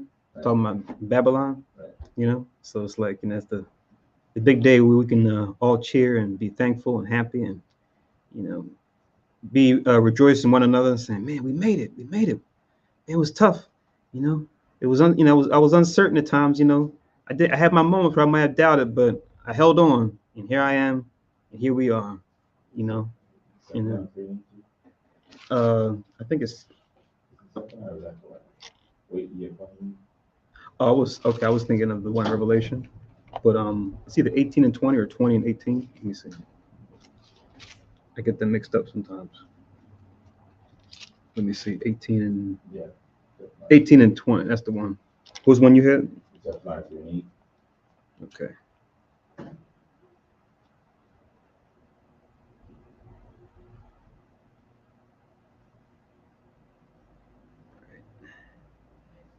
Did you want to read that before I read mine? Okay. Zephaniah chapter 3, verse 8. Therefore wait ye upon me, saith the Lord, until the day that I rise up to the prey. For my determination is to gather the nations, that I may assemble the kingdoms, to pour upon them my indignation, even all my fierce anger, for all the earth shall be devoured with the fire of my jealousy. And the jealousy is because of how they treated his chosen people, Israel. Right? So the Lord says that we're supposed to wait upon him so that he can rise against the prey. Not we do it of our own volition. We have to wait on the Lord. Right? And the Lord is gonna send Yahweh Shah, send the angels, and then that time frame is going to begin during the Third World War. Come. In Revelation 18 and 20, speaking to when it actually comes to pass, it says, "Rejoice over her, thou heaven." It says, "And ye holy apostles and prophets, for God hath avenged you on her." And the her you read above is talking about the great whore, right? That rides upon the scarlet colored beast, which is Babylon. Today we call it America, right? Like you were saying earlier, he's got us. We just have to be able to see it, understand it, and believe it.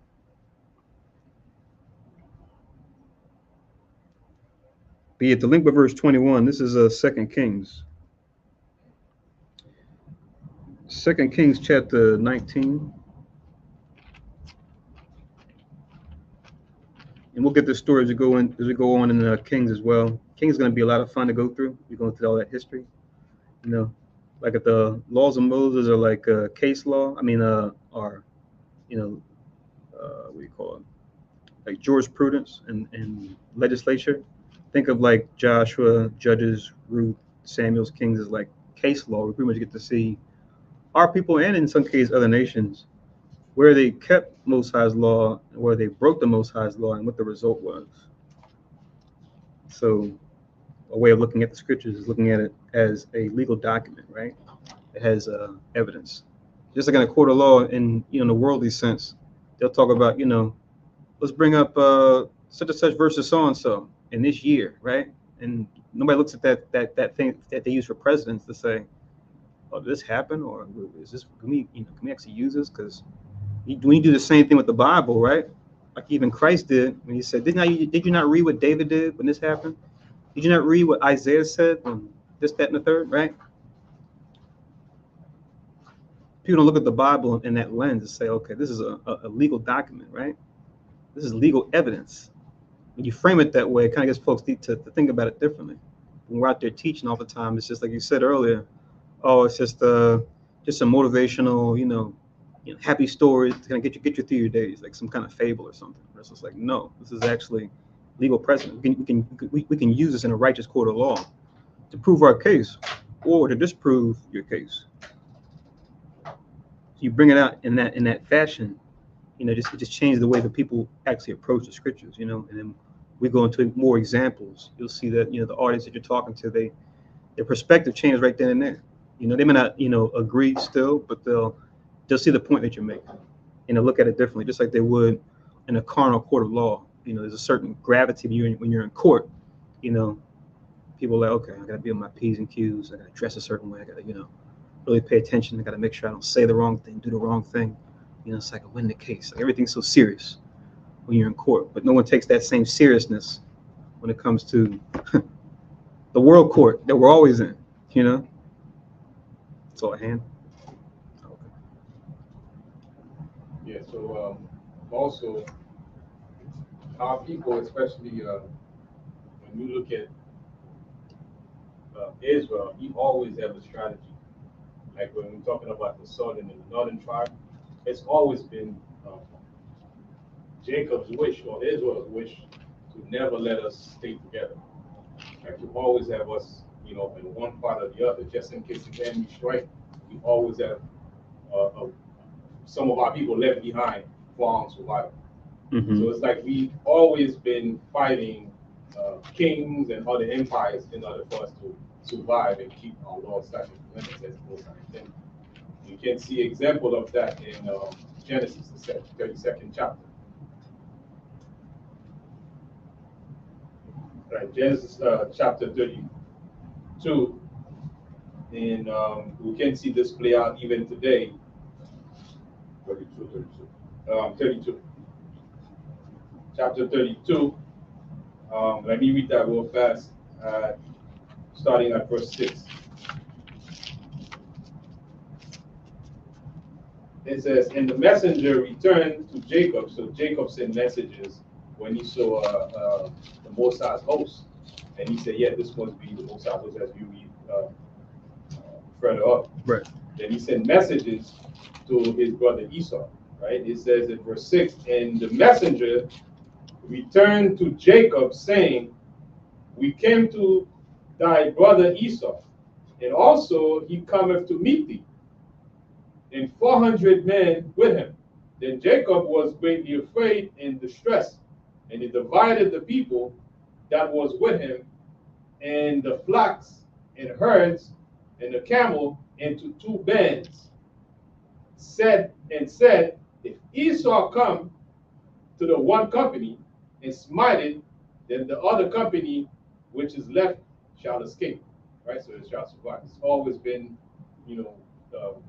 Jacob's wish to never, put all his eggs in one basket, right? For our survival sake. In verse 9, Jacob said, O God of my father Abraham, and God of my father Isaac, the Lord which saith unto me, return unto thy country and to thy kindred, and I will deal well with thee.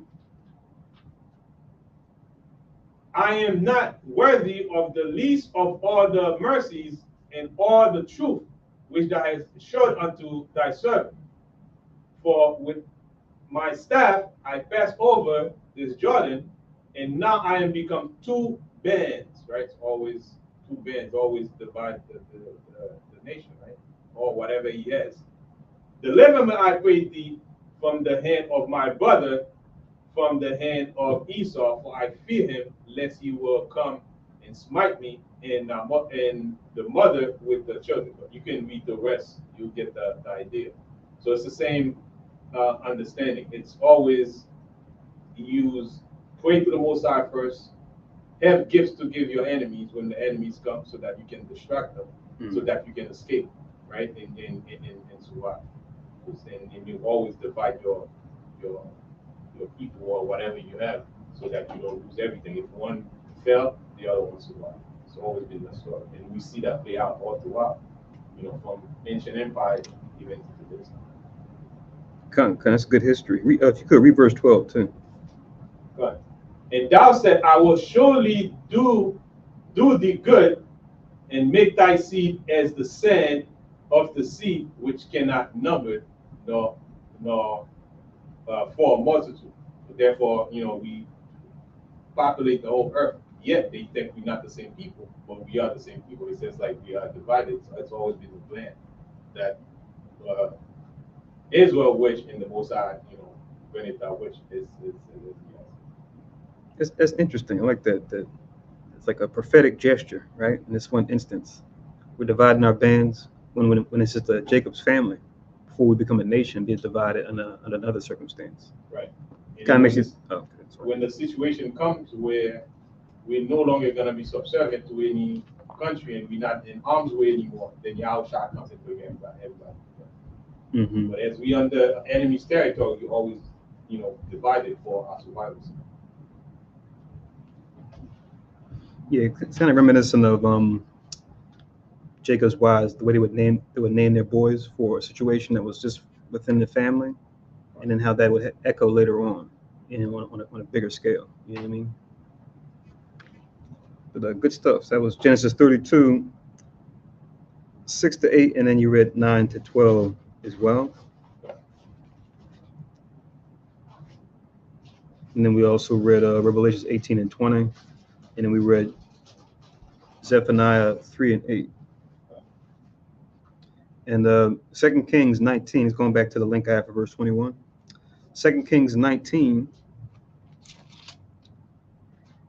and verse 37. Actually, I'll start from 35, and I'll read down at 37. And don't worry, we'll go into this whole thing when we get into Kings, when we get to this point some months from now. But 2 Kings chapter 19 and 35, it says, it came to pass that night that an angel of Yahweh went out and smote in the camp of the Assyrians 185,000. And when they arose early in the morning, behold, they were all dead corpses. So, imagine that, the night before, being Hezekiah, being those in his court, that hoping and praying and is not sure. Okay, Hezekiah believes in the Most High. Okay, he's the righteous king. All right, I trust in our king as well. I trust that he's right. The Most High will do something. But what? How? 185,000 are at our door. What can we do against that? Just to wake up and I can only imagine just a restless night a lot of Israel had that night. Not sure until you wake up in the morning. It's just that feeling of relief. You see all the soldiers dead. It's like, Bakatea Hawa. He came through, and he came through in a way I couldn't even possibly imagine. Right? It's like you never know what the Most High will do for you. He'll do something, but just what? What would he do? So you can only imagine if you were there, what that would be like. It says in 36, so Sennacherib, king of Assyria, departed and went and returned and dwelt at Nineveh, like we're reading about in Tobit chapter 1, right? Like we were talking about earlier. How's he explain this to his colleagues, his subjects, his people at large, right? How'd you go down there with that army? And they all died? Really? We lost that much of our force, and what do we have left? They might have some some reserves, maybe back home, but 185,000 soldiers lost. That's wild. Just from a carnal standpoint, from a carnal logistic standpoint. It says, and it came to pass that he was worshiping in the house of Nisroch, his god. So going to his idol, right, for help. That Adremelech and Sharezer, his sons, smote him with the sword, as we read in Tobit, and they escaped into the land of Armenia, right? I think in the Hebrew says Ararat, but that's that same place we see over there by Turkey, right? Where you got different celebrities that come from Armenia, right? That we see now in America, like Cher, like the Kardashians, right? They're all from Armenia. It's like another branch of Esau, but over there. It says, in Esarhaddon, that name I was having trouble with, the Sarkedonus. Esarhaddon is a different way of spelling it, translated from a different language, but it's referring to the same figure. Esarhaddon, his son, reigned in his stead. Just want to read that link. And then also, I'll get it in Isaiah. I think it's referenced in Isaiah as well, since we know Isaiah was a contemporary with Hezekiah. So you'll see references to Isaiah in this part of Kings. And then same thing in Isaiah, you'll see the same thing. Remember one time, brother, knowledgeable brother too. It was two guys. They were both Moors, and they came into the class and was kind of going back and forth on why we believe what we believe. And I guess from their standpoint, it was trying to disprove the Bible as a historical document, or like as a legitimate reference that we were talking about earlier, just considered like a legally standing document that we can use in a court of law, so to speak. And they used like a quote from Isaiah and a quote from 2 Kings where it says the same thing. They said, see, look at that, man. Look at it. It's the same thing. We're just like, yeah, so it's because Isaiah was a prophet during the time of this history. Hezekiah is talking about. Like, but they wanted to hang on that so much, and say, well, look, it's saying the same thing. Like, how can you trust that? I'm just like, okay.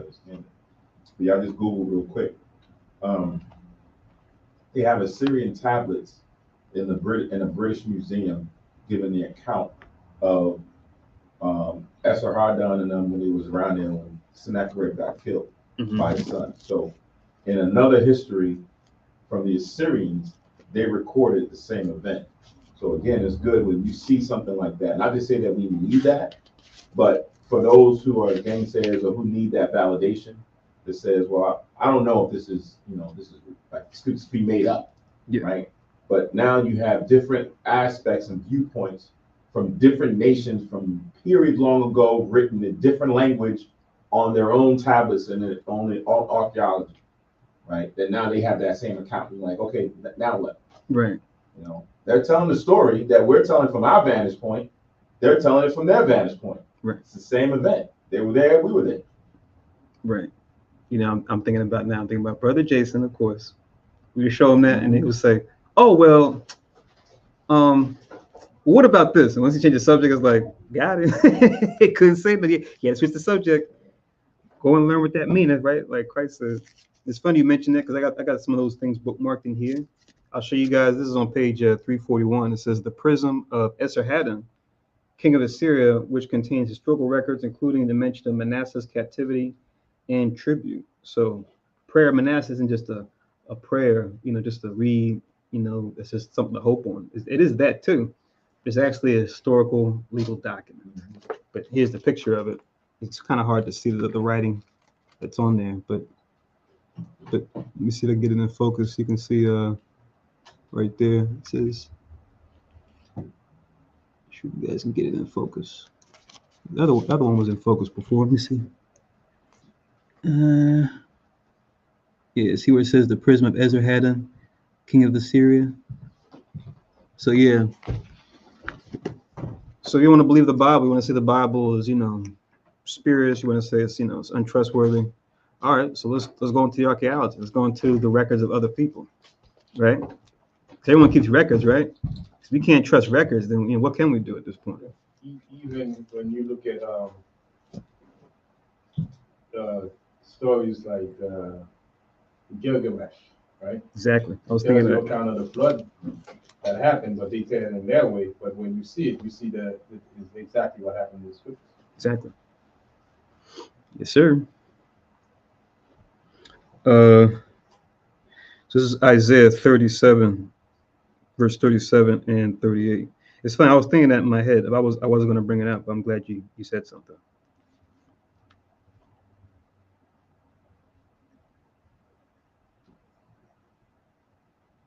So Isaiah 37, verses 37 and 38, which reads, So Sennacherib, the king of Assyria, departed and went and returned and dwelt at Nineveh. It came to pass, as he was worshiping in the house of Nisroch his god, that Adremelech and Sharezer his son smote him with the sword, and they escaped into the land of Armenia. And Esarhaddon his son reigned in his stead. Right? Isaiah what? 37, verses 37 and 38. Last two verses of Isaiah chapter 37. And this prism of Esarhaddon is kind of interesting because it says it mentions Manasseh's captivity and tribute. Because remember, they were like the king. He was the king that came next, and then Manasseh will be the king that came next. And unlike Hezekiah, unfortunately, Manasseh, as righteous as Hezekiah was, Manasseh was like the reverse. Yeah, but at least at the end, kind of like Ahab too, did that. He actually repented. So, we gotta give credit where credit is due.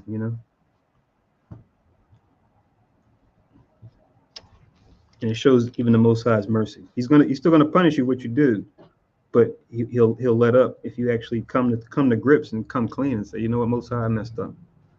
Going forward, I'm gonna put my best foot forward. You know what I mean? Anything that you have for me that based on what I've already done, I'll just take it in stride. But could you please have mercy on me? I want to make a change for the rest of my days. All right, so back in Tobit, the last verse in chapter 1. So it says, Tobit 1 verse 22, and Achiacharus, there you go, I got it, entreated for me, and I returned to Nineveh. Now Achiacharus was cupbearer and keeper of the signet, and steward and overseer of the accounts, and Sarchedonus appointed him next unto him, and he was my brother's son. Right? So another one in his family that was appointed to a high position, to where Esarhaddon saw and said, yeah, all right, he's on point when it comes to finances. I'm gonna hook him up. So just like you see with empires now, you saw that empires in times past.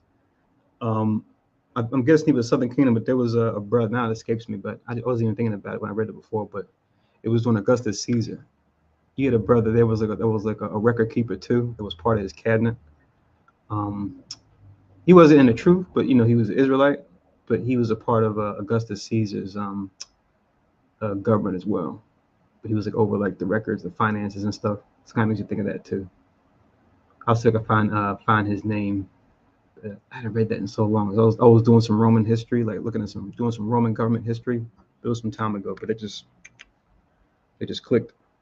But yeah, that cupbearer, that was an important role. Remember, we read about, I think Nehemiah, he was a cupbearer too under the Medes, to where it was like a trusted position where you made sure that when it came to, mail or like letters that came in or like food that was being prepared, anything dealing with like the king in the king's court, they made sure that there was no tampering, there was no poisons being used or different types of malicious activity going on. The cupbearer played that role to make sure all those things were safe and secure for the ruler. So it's definitely a trusted and coveted position. And working in a position like that, it's kind of like being a quote unquote house Negro, as they say. You hear a lot more about what's going on in the stresses and the issues that the elites, the top people are dealing with themselves. Like they might be uncertain about certain things and might be unsure about their children or about their significant others. So us in these positions, all the time we get the inside scoop. A lot of times it's like we're just like, I don't want to hear about that, but then you may hear certain things. It's like, oh wow, okay, this might be good to know so I can position myself going forward, since they have this this insecurity or this mishap or what have you. But yeah, just think of Israel in these positions throughout history, all the stories they've heard about. They'll see in the world, people look at them as oh, this is king so and so or queen this, right?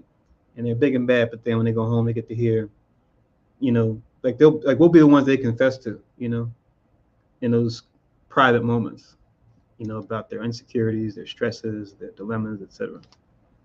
Yeah, you'll see it in certain series where kings will go out somewhere and they'll have their cupbearer with them and they're sitting down at the table having discussions or looking to see if they can come to truces or alliances or whatever.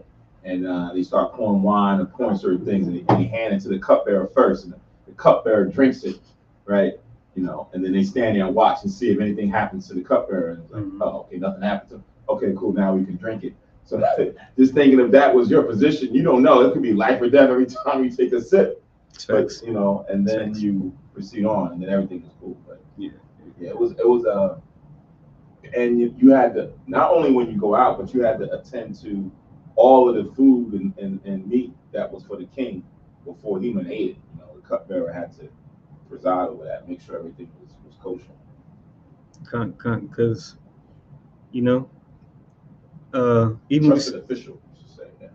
Right. We even saw it with Solomon, right? Even during his righteous reign, and once the sin came in, that's when it was like, all right, back to the usual. Now you got this guy rising up, that guy rising up. Like, you always got these unrighteous dealings that you watch out for. These attempts at sabotage, whether it be from outsiders or even those within your own court. They see, oh, he's weak, he's indecisive, he's not fit to rule, and they have a little quiet meeting. All right, here's what we're going to do. And they do a little scheme or a plot. And, before you know it, they say, oh, the king or the queen, they've died of mysterious causes. We don't know what the cause was. Oh, well, who's next to rule? Who's the next best person to take that position? Or, okay, they have a son or a daughter that's supposed to be next in line based on, primogeniture, whatever thing they have in place to decide who gets the rulership next. So, you always have these schemings and plottings with unrighteous governments. Yes, indeed, the drama continues. Reference Ecclesiasticus 10 and 8, right? Ecclesiasticus 10 and 8, because link probably verse 1 and 22.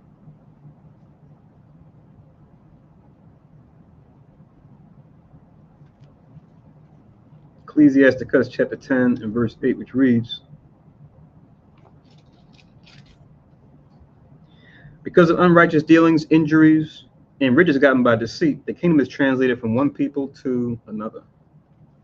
So you'll see a lot of infighting within one government long enough, and then eventually it'll be given over to a totally different family. We're seeing that when we read Maccabees too, and for the feast of dedication, you go into the history of the Greeks. I mean, they even started off that way, right? Where they had 4 generals ruled over different parts, and then those generals started fighting with each other over their respective land, right? All leading up to the Romans, another family we saw being the next ones to take over eventually. But now we're in Tobit 2 in verse 1, where it reads, Now when I was come home again, did I finish that? Yeah, I finished it. When I was come home again, and my wife Anna was restored unto me with my son Tobias, it says, in the Feast of Pentecost, which is the holy feast of the 7 weeks, right? So, all praise to the Most High in Christ by way of the Holy Spirit. He was actually able to make it for that, right? Because I'm sure, that time period, that 50 and 5 days, him being, canceled, if you will, resources being locked, that was probably a tough ordeal to then now to be able to return and things be, at least somewhat salvageable so that you can actually enjoy the Feast of Pentecost, even though he, clearly lost, all that time.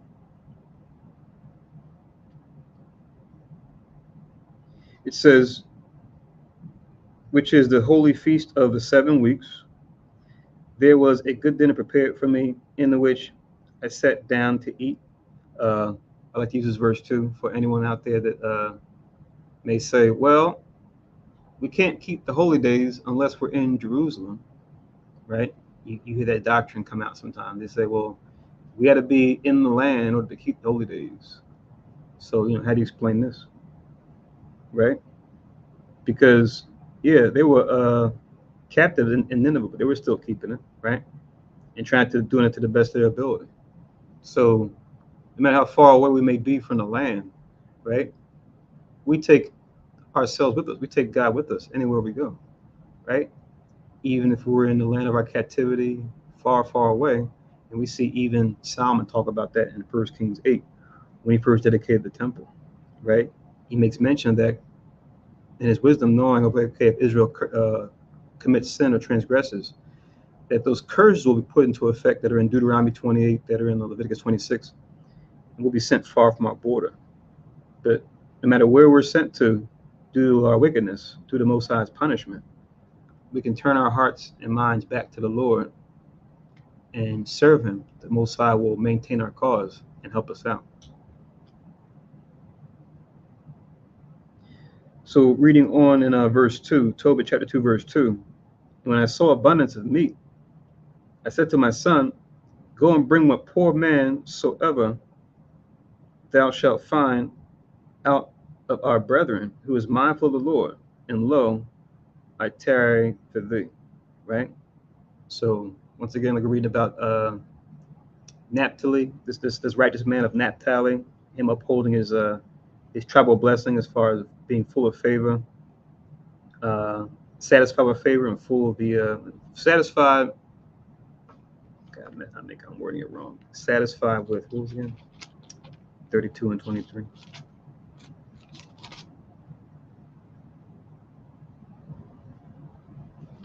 $33 and 23, right? Satisfied with favor and full of the blessing. That's what I was trying to say. I don't want to get it wrong.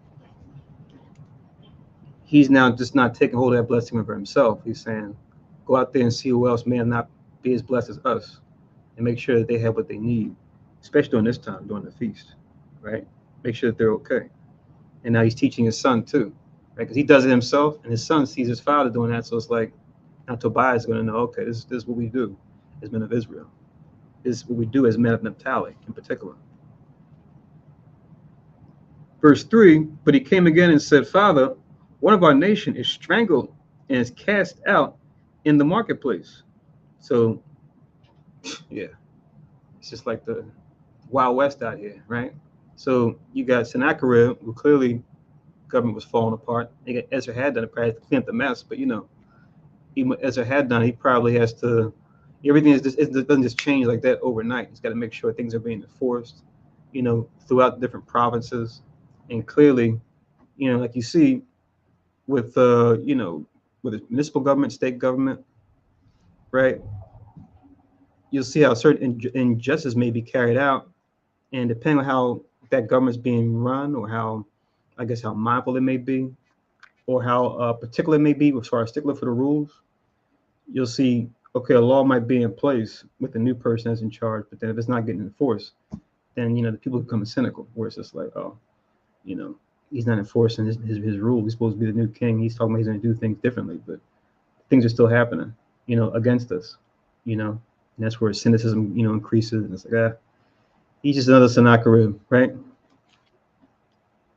So this was clearly something that both of these guys are allowed to happen, right? As far as us just being out there strangled and just cast out there, and not even being able to get a proper burial.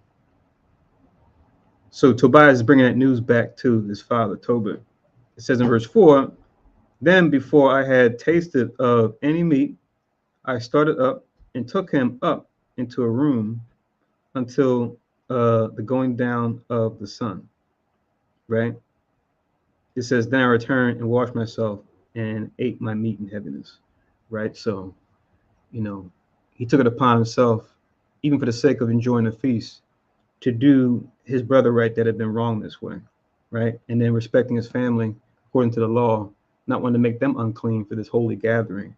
He waited out that time before coming back to them after, dealing with this person that was just strangled of our people. So, it's kind of what we deal with now, where it's like, we got the feast, but like we can't really enjoy it like how we will in the kingdom with Christ and, being at peace and with the children in the streets playing, right? The golden city, the streets being paved with gold, like transparent glass. Like we're just not there. We try to enjoy the best we can, but it's tough. Even in our captivity now, it's tough to enjoy the feast of dedication the way we'd like to. We still gotta go to work, and depending on your job, might be extra busy right now because everyone's getting ready for Nimrod, sad Nimrods, right? Rising, right? So-called Xmas, right? So that's like a frustration for a lot of us in Israel that we have to do that while trying to keep the Most High's holy day. So definitely right on time to read this and kind of see and kind of relate to what Tobit and his family is going through here. So it says in verse 6, remembering that prophecy of Amos, as he said, your feet shall be turned into mourning, and all your mirth into lamentation, right? So with 2 and 6, let's get that in Amos.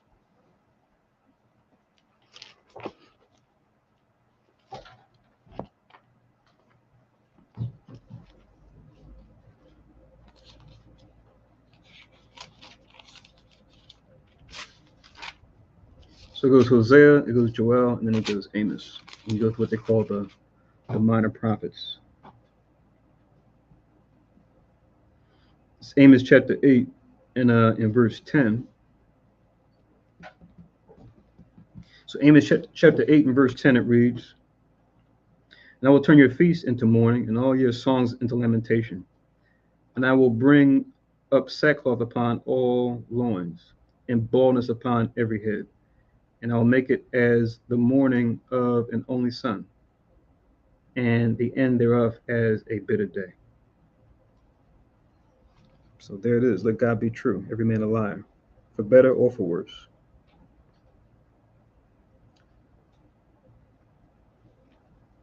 Like you say, right? It is what it is. That's the Most High through and through, right? As his name means, he is. He exists. Tobit 2 and 7 now. Therefore I wept, and after the going down of the sun, I went up and made a grave and buried him. But my neighbors mocked me and said, this man is not yet afraid to be put to death for this matter, who fled away, and yet, lo, he buried the dead again. So his neighbors said, like, we know what happened, man. We knew you were on the run for trying to bury people. You still burying him too? Like, really? That's just how much Tobit cared for his people, man. He knew it was the right thing, even though he was being wrongly persecuted for it, and that the Ninevites had dominion over them, right? It's just like, he just couldn't let up. So it's my brother. I got to give him a proper burial. It shows you just, the importance of that, when it comes to not only how we come into the world, but how we leave the world. When it comes to the truth, when it comes to Israel, when it comes to, how the Most High wants us to be, and how Most High wants us to treat these, these major events, right? When it comes to, our lives, when we come into this world and then when we leave, right? These are just two key things, right? That across all cultures, let alone our culture, those things are always looked at and revered a certain way. Verse 9, the same night also I returned from the burial and slept by the wall of my courtyard, being polluted, and my face was uncovered. Right? So, yeah. Tobit after was like, I could see in that time, it was like he was blessed, but at the same time was like you could see him just really going all the way out for his people. And other people kind of look upon him and going like, look at this guy's doing thankless work, you know, burying people, putting himself at risk. It's like, what are you getting out of that? Like that's kind of like the attitude. Right. And when he says being polluted, meaning he was just defiled and unclean, Right. burying the dead body. We don't know Numbers chapter 19 verse 11. If you want to connect that, I'm not sure how long it's been. I know we're going through the milk. I know Haman and Shaz having us go through the milk topics during the week. I'm not sure we got to the uncleanness laws yet. I think they're coming. So we won't go into them, full-fledged here. We'll just make references to them here and there. But we'll definitely go into those in the classes too. When we get to that milk topic of the uncleanness laws. So yeah, Numbers chapter 19.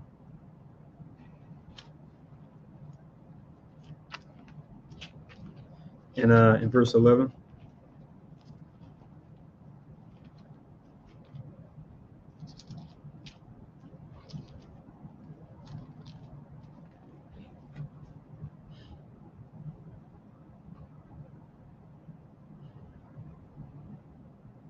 Yeah, so it says, he that touches the dead body of any man shall be unclean 7 days. It says in verse 12, he shall purify himself, Numbers 19 and 12, he shall purify himself with it on the 3rd day, and on the 7th day he shall be clean. But if he purify not himself the 3rd day, then the 7th day he shall not be clean.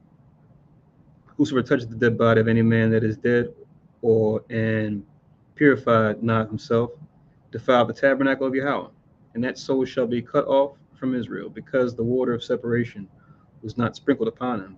He shall be unclean, his uncleanness is yet upon him. When you read further down, it goes into what that water of separation is, where they take, I think it's like the soot of a heifer, fully burnt like a burnt offering, and then mix it with with hyssop. You mix that with the water and sprinkle that on the person on the 3rd and the 7th day. You read 14 down, it goes to specifics, but I'll just read 11 to 13 so we understand the reference. But more than likely, we'll go into that in the classes going forward when we get into those. We get to that milk topic. So definitely stay tuned for that. So back in Tobit chapter 2, now I'm in verse 10.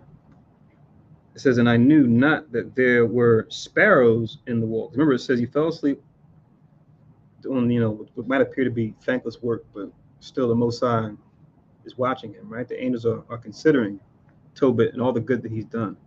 But like we were saying earlier, even for those that do right by God, we can still be tempted as well, right?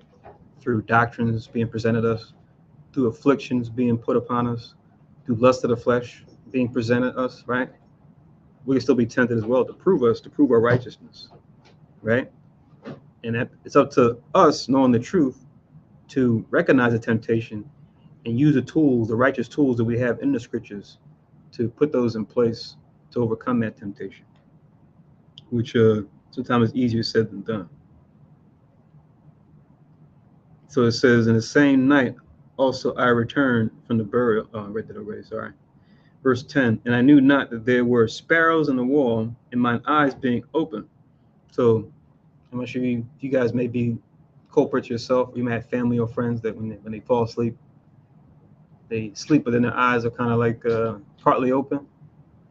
I know you guys have family or friends like that, where you'll be in the room, you might go in the room or leave the room and come back, and then they're asleep, or like if they're on the couch, on the bed, or what have you, and they're breathing a certain way, but their eyes are open. So you might like kind of look at them a little closer and be like, are they awake? Depending on you, if you don't snore, you just might be looking, you might just be like this, but then based on like your breathing being slow, you realize, oh, okay, they're asleep. I wasn't sure because their eyes were like partly open. So I guess Tobit was one of those that kind of slept with his eyes open. It says, the sparrows muted warm dung into my eyes, and a whiteness came in my eyes. So, when he was on the wall asleep with his eyes being open, the Most High allowed for these sparrows to pretty much crap, and the bird crap went in his eyes, and it says it caused the whiteness in his eyes when it went in there. It says he went to the physicians, but they helped me not. Moreover, Achiacarus did nourish me until I went into Elamas. It says, and my wife Anna did take woman's work to do, right? So if she was just, being the manning the household, keeping things in place, now she's taking on work so that she can keep, resources coming in, keeping things afloat, as they say. Since clearly, Tobit is not going to go to work. He's incapacitated due to this blindness now that he's dealing with after these birds crapped in his eyes, right? It's like getting like an injury on the job, for example, or workman's comp, where it's like, okay, I can't work. At least with that, so you have things in place to at least to keep, revenue coming in. But sometimes, especially if you're like a contractor or hourly worker, you get injured. That can be tough, right? Because you only get money when you clock in. Some jobs are like that.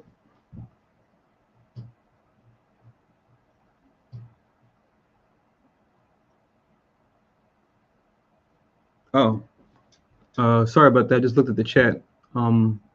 The Aqua warrior you said was a brother, literally stranger, and killed in Tobit 1 and 3. I'm not sure if I touched on that. I, Tobit, have walked all the days of my life in the way of truth and justice, and I did many alms deeds to my brethren and my nation, who came with me to Nineveh into the land of the Assyrians.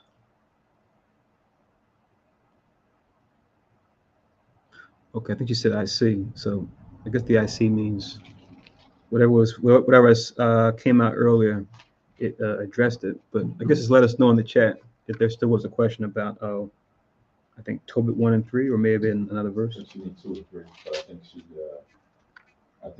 once you read the next verse, I think she got the answer. Okay. She was asking if the brother that was struggling, if he was actually really struggling with David.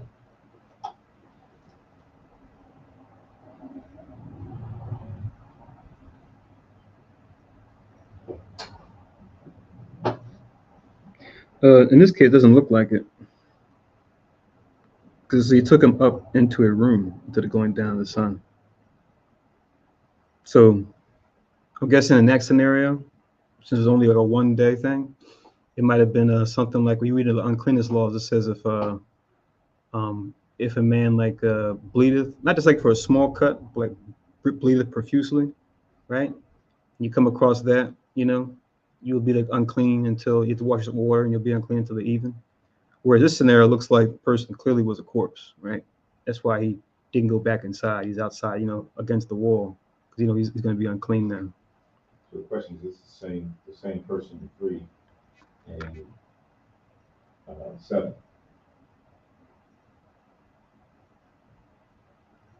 Oh, it is. Yeah. Okay. Okay, I'm seeing double here. My bad. So it's like Yeah. Took him and just housed him in the room until after everything was done with his feast, and then after he washed himself, and then dug a grave and then buried him. And then as we said, he sat by the wall. Right. Okay. Yeah. Sorry. I think I just made it more confusing. Sorry about that. Yeah.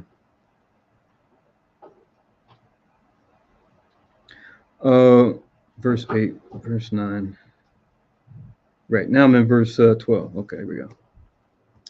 And when she had sent them home to the owners, they paid her wages and gave her also besides a kid. Right. So she was doing women's works, right? Doesn't really go into specific what it is, like maybe something dealing with arts and crafts or what have you. Doesn't really say. But it says, when she sent them home to the owners, uh, they paid her wages and gave her also besides the kids. This was like their pay for her services rendered, right? It says in 13, and when it was in my house and began to cry. So, like what do they say, sheep's bleat, but when goats do it, it's called bleating too. When a goat does, the makes that sound, right? I'm not sure. I know sheep bleat, but I'm not sure they have a special word for when goats do it. Yeah, so I think as it goes on, so she probably was doing work, women's work, not like going out there and doing men's work, lifting, picking up, doing all kind of construction things, but she was doing women's work and she was getting normal wages. And then this time they went and paid her wages, and then on top of the wages, they gave her the goat, Yeah. right? Also besides the wages, then this came, right? So now this is like, the Lord probably putting a spirit on someone and say, you know what? Give it, or the spirit just probably was on that person just to look out because of their family name and how good he was to other people, and he just did that on top of, right, with no context, whatever. It's just like, yeah, and she knew, and she just took the goat and came home, and now Tobit, who's blind, he don't know what's going on, he don't know the situation that happened, why this happened. He just knows wife's home, and there's a goat bleeding, a kid bleeding in the house or in the area. Come. And that concludes our Sabbath service because you just. No, I didn't get there yet, right? I mean, that's kind of it right there. I was going to ask the question, but you kind of already. Oh, there you go. That's the spirit. you got it, brother. Right, because when we read these next two verses, the way it may appear from Tobit's standpoint, it's just like, okay, what's going on? Why is he being so harsh? But you kind of said it all right there. Yeah, I did. With you said Tobit's name, and then even with the situation, people obviously knowing, okay, she's doing this because of her husband being incapacitated due to the blindness. That just being, added, what do you call it? Added incentive to say, okay, let's give him a little something, a little bonus, something else. Given that the tough situation, because we don't know how long it's going to take him to be able-bodied again, to be, a chief provider for the family. This is when it was in my house and began to cry. I said unto her, from whence is this kid? Is it not stolen? Render to the owners, for it is not lawful to eat anything that is stolen. Right? So, him kind of seeing it, but not really understanding the why behind what was done. He's seeing it as though it might be something that they took be beyond the wages, right? It's like, when we talk about from like a moral standpoint, doing an honest day's work, you have a certain code, a certain principle people operate by, even now, where it's just like, look, I don't want anything else beyond, the time I put in for my service rendered, you don't have to do anything else or anything extra. And sometimes, if you're doing it for like a client or a customer, right, they'll insist, and it's just like, okay. And we kind of see that scenario kind of happen here. But for some people that do certain types of work, they'll just say, no, I don't want anything more, anything less. Just keep it, just for whatever service or whatever service that I rendered, let me just get the pay for the work that I did. I don't want to do or get anything else, anything beyond what's on the invoice, so to speak. And then clearly he doesn't want to bring any more wrath, right, upon him, because maybe he's even considering himself as a righteous man as he is. Maybe he even is not saying it, but maybe he's even considering maybe it's something that I did before might be a reason for why I'm going through this hardship. I don't want to bring anything else on our family too, right? So that could also play into why he might be a bit apprehensive about this extra payment here. But now reading on in verse 14, which is what you were just bringing out, Kahan, and she's going to give this sense to him too, as far as the why behind what those owners did for them, giving them the kid besides just the wages. But she replied, upon me, it was given for a gift, more than the wages. Howbeit I did not believe her, but bade her render it to the owners. So he said, no, I don't believe you. Give it back to them, right? You know, don't take anything more than what we than the services that you rendered. It says, and I was abashed at her. You know, this kind of makes you think of too. Um, yeah, I think I see here, Thawada Elder. I see you mentioned washing clothes, housekeeping, things like that, with like cleaning services, right? Where you have men and women that do cleaning services, right? Sometimes they might do it for residential. Sometimes they might do it for like commercial, like for like office buildings, right? They'll come after most people leave and do the trash, vacuum, mop the floors, wipe the tables down, et cetera, et cetera.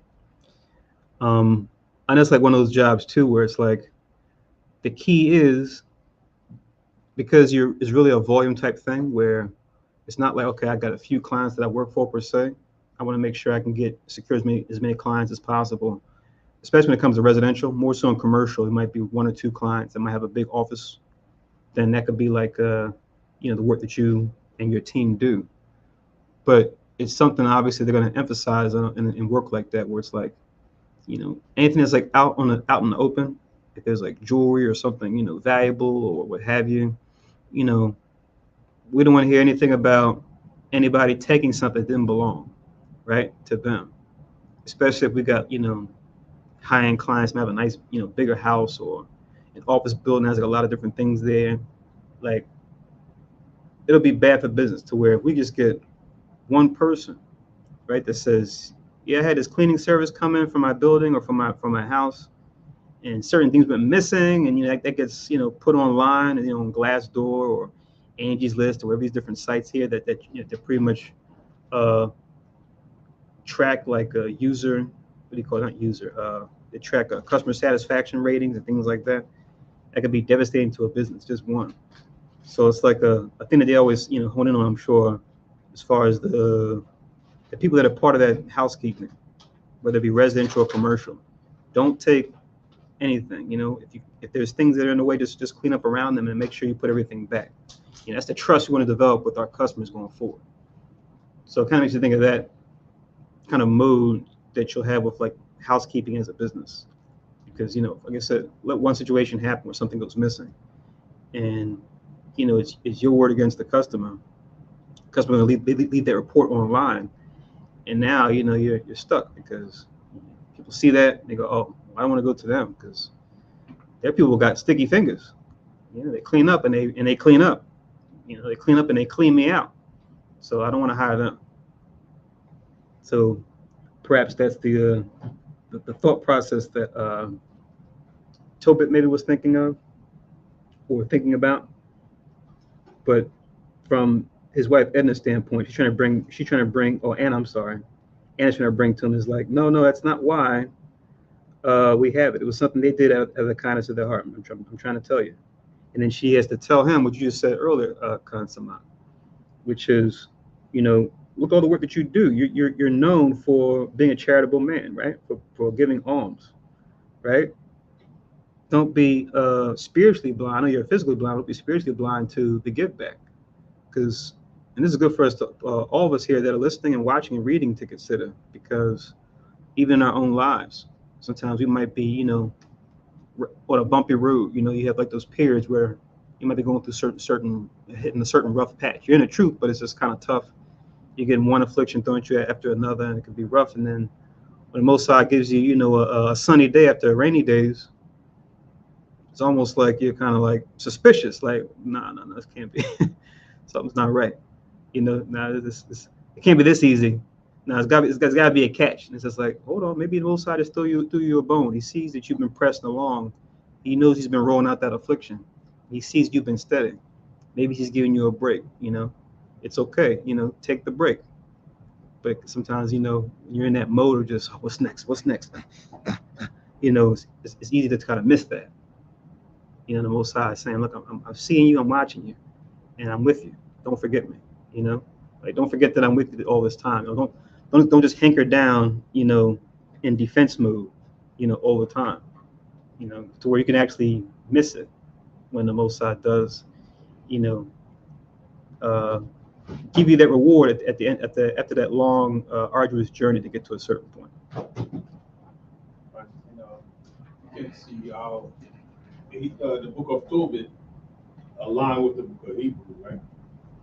Because as we see, the story of Tobit is lining up Tobit as an upstanding man, right? A man that does well, that keep the laws of the Most High. But still, it's showing us that it's not enough to think that you are self-sustaining. Just like even Yahushua never think that he stand alone, right? He stand alone with the Most High, but he cannot stand alone by himself, no matter how much righteousness he does, right? For example, when they call Yahushua, hey, good master, he said, nah, there's none good but one, meaning there's no one that is self-sustained. Only the Most High will rely on himself, but everybody else got to lean on the Most High, no matter how much righteousness you think you do. And that's pretty much what's going on with Tobit right here. Mm-hmm. So even though you're doing all good things, you're burying the dead and keeping the law, you're doing all these things, don't think that you're doing this on your own and it's not of the Most High, right? So always give all praises to the Most High, regardless of how good you do in righteousness. Well put. I want to read the last part of this verse, and then I want to get a link in 1 Peter chapter 2. So it says that I was abashed at her, but she replied upon me, where are thine alms and thy righteous deeds? Behold, thou and all thy works are known. Right? So that's what we were talking about before. So trying to bring that to his remembrance and get him to consider it. Like, this is the give back. Like the Most High has seen your works and he's rewarding you. And I see Tobit 2 is a good example of this in 1 Peter chapter 2. And this is good for us also to remember now in these times as well, especially if we got temptations that we might be succumbing to, let alone if we got temptations that we're overcoming, even though they're being, thrown at us.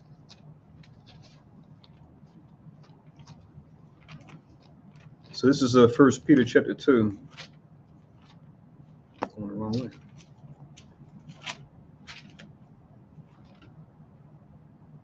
First Peter chapter 2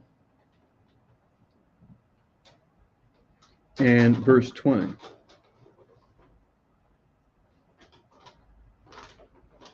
Where it reads in 1 Peter chapter 2 and verse 20, for what glory is it if, when you be buffeted for your faults, you shall take it patiently. Right? So Peter's putting a question out there.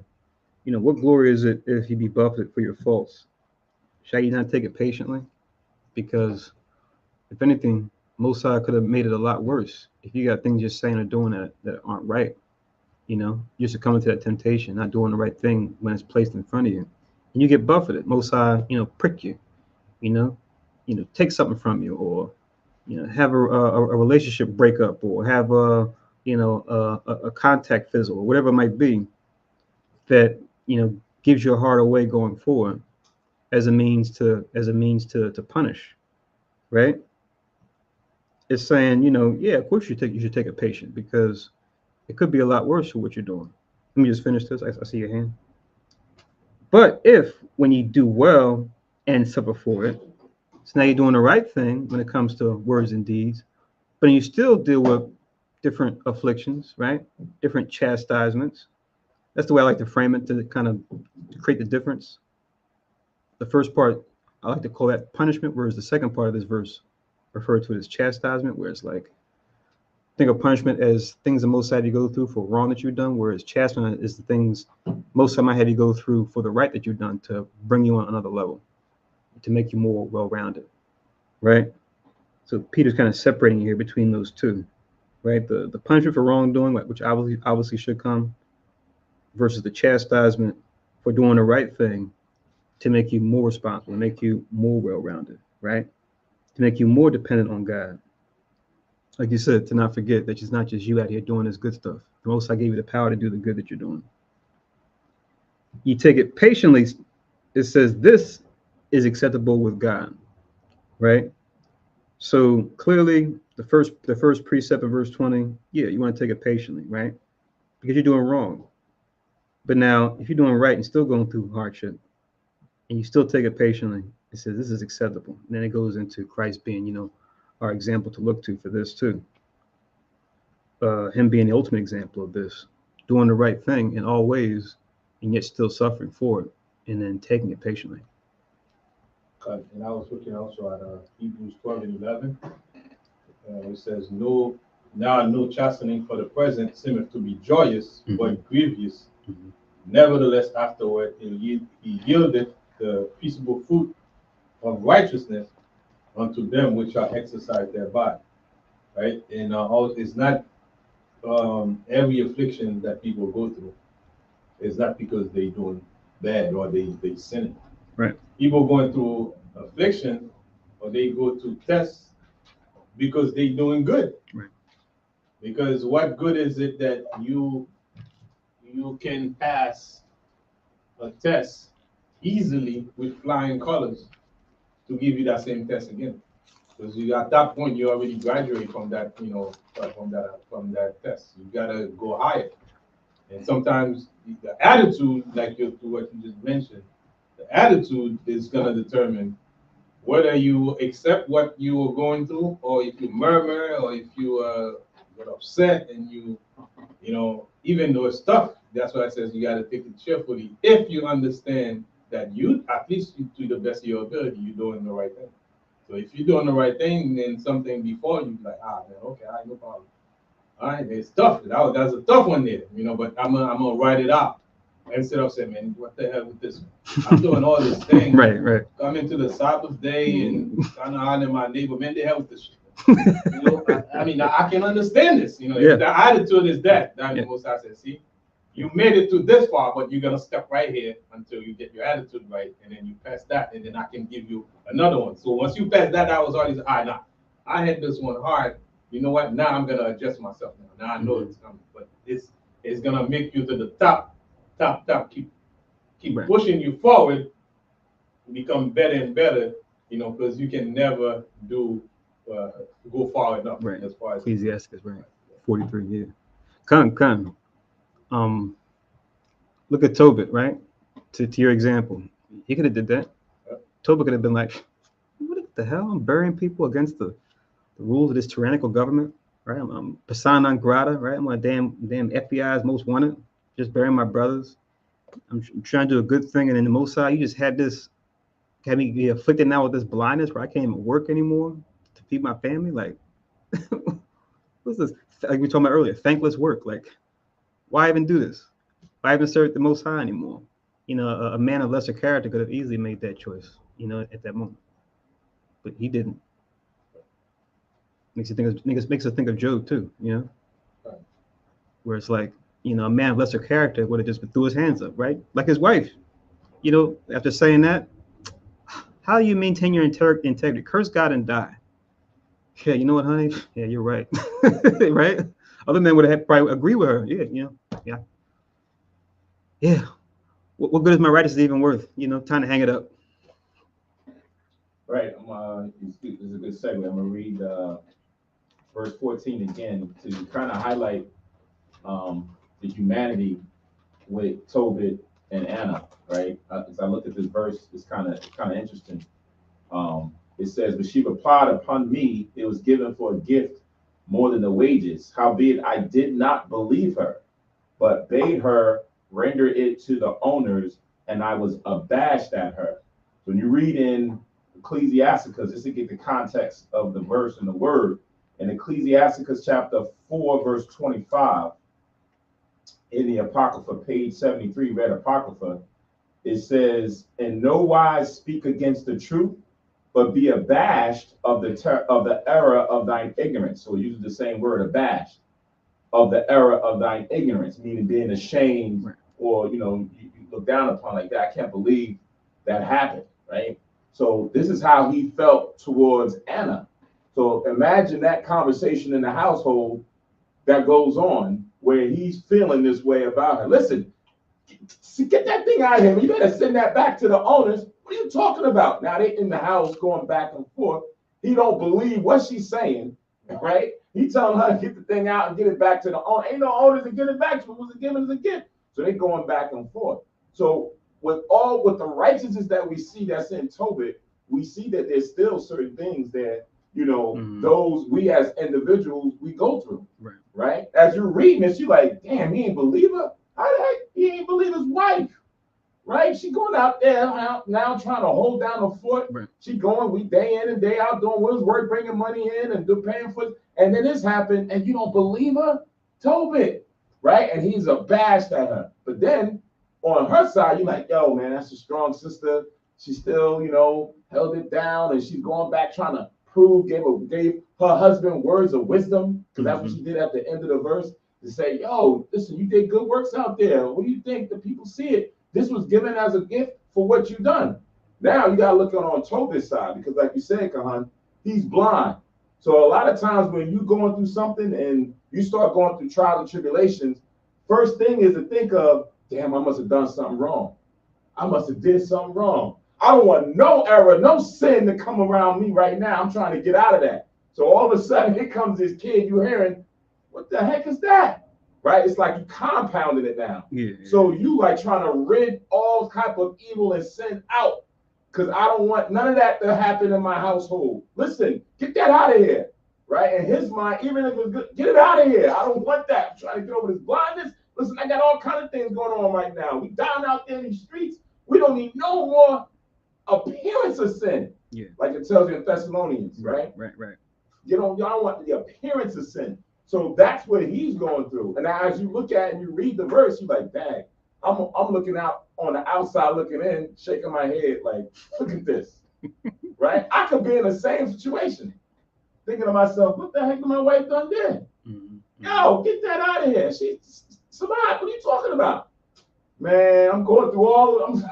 You don't know. And then as you read the next chapter, you'll see the emotion that comes out of Tobit because of the same thing. Right. And then you understand him a bit better. Yeah. Right? You understand why he did what he did. You don't agree, but you understand. Right? But yeah.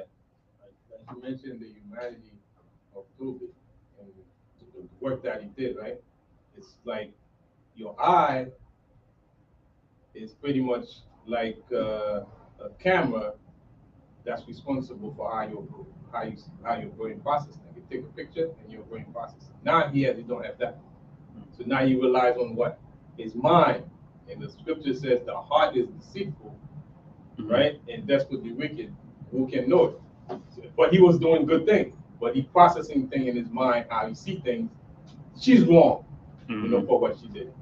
So that conclusion comes from his perception and how he view things and how he see things, right?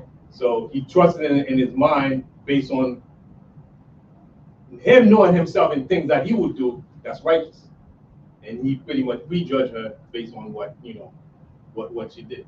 So even that's why the scripture says in Jeremiah 17:9, the heart is deceitful above all things and desperately wicked. Who can know it? As much as you think you know yourself, you can know yourself to a limit, but to know yourself 100% to know you're gonna do this, you're gonna do that, is deceitful. You gotta rely on the Most High, because He's the one making plans and the steps and everything that you got. Khan. Ultimately. Khan. Going back to what we were saying earlier too about the being buffeted for your faults versus being buffeted for doing the right thing. One versus the other, and how one is clear. Okay, you got to work on that when it comes to what you're saying, what you're doing. The other one, we got to work on you to make you better. I know we always kind of make that joke about the fruits of the spirit. Like we talk about on a carnal level, we say, you look at, say, a company and their stock price, that's kind of like how they're valued. But when it comes to our souls, if there's a stock market in the third heaven, that will be measured by, like, say, our fruit of the spirit, right? So, like, we all have a certain level when it comes to the fruit of the spirit, depending on which one we're talking about, right? And we know Christ was perfect when it comes to fruit of the spirit, right? He exercised all of them in a perfectly balanced, fulfilled fashion. But now, see, Khan Samak, his faith may be stronger than mine, whereas my patience may be better than yours, whereas your brotherly kindness might be better than my, Khan Manashah's, et cetera, et cetera. But when we go through those chastisements, not so much punishments, but chastisements, these afflictions, to make us more well-rounded. And we overcome those things, like we're seeing with Tobit, and we see in other examples. And like your scripture that you quoted, Kahan, in Hebrews, that's where it's like, okay, yeah, my faith was at 50. Now my faith is at 75 after overcoming this. Or my patience was at 80. Now my patience is at 120. I was able to endure this situation. So it's like the angels are looking at our souls and our fruit of the spirit, in conjunction with our spirit, with our souls, to say, oh wow, this brother right here, this sister right here, they're coming along. They're developing along when it comes to their character. So that's where, like you said earlier, yeah, I can go through this. So yeah, I'll stand by. I'll stand my ground. Or what was the expression you said? I'll stand on my business if I was faced with this. But like you said, until the situation happens, it's like, oh wow, well, this is tough. It's tougher than I thought. I'm still do it, but man, I thought it'd be a little more sturdy when I had to face this. But now I'm feeling myself a little shooken up. Think about Peter, right? Peter had the right idea, but when the situation presented itself, like how many of us are, the spirit is willing, but the flesh is weak. I don't know that man. Oh, you're one of those guys with Christ. I don't know that man, right? It's messed up. I know. Khan Yao Kanum was here. We had that laugh, or I'm not sure we saw that's the same.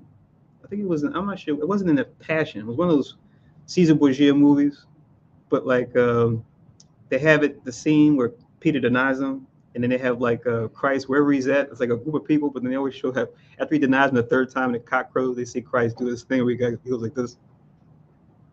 He turns around and looks right at Peter like. It's messed up. Like the scriptures don't say it happened that way, but they do that for, I guess, theatric purposes. Then clearly, Peter's abashed, and he runs away, shameful, and I know from Peter's standpoint, your heart feels so broken because you really love Christ, but then that weakness comes up in that situation, and you feel so bad. It's tough, man. It really is tough. And just for Peter and for Christ to still deal with him after the fact, man. You still forgive him, You look at sometimes if you look at each one of those examples of characters that the Most High use in the scriptures, our brothers and sisters, they all have different qualities, but one quality sticks out the most, and they maximize that quality, right? And that's why it says, whatever, I forget that scripture, will cover, for example, charity will cover multitude of sin, right? Whatever one has, it'll tell you Abraham for his faithful, boom, boom. Then he goes to the next one. It never tells you that it was all around cover all the characteristics, right? It's like they want whatever sticks out for them. They keep Moses, meekness, keep focusing on, because if you try to be master of everything, you're gonna have so much to cover, and there come a lot of frustration, right? Your weakness, lean on the Most High. Your characteristic that's more profitable to your people, to yourself, maximize it as much as you possibly can, because you cannot cover everything at one time.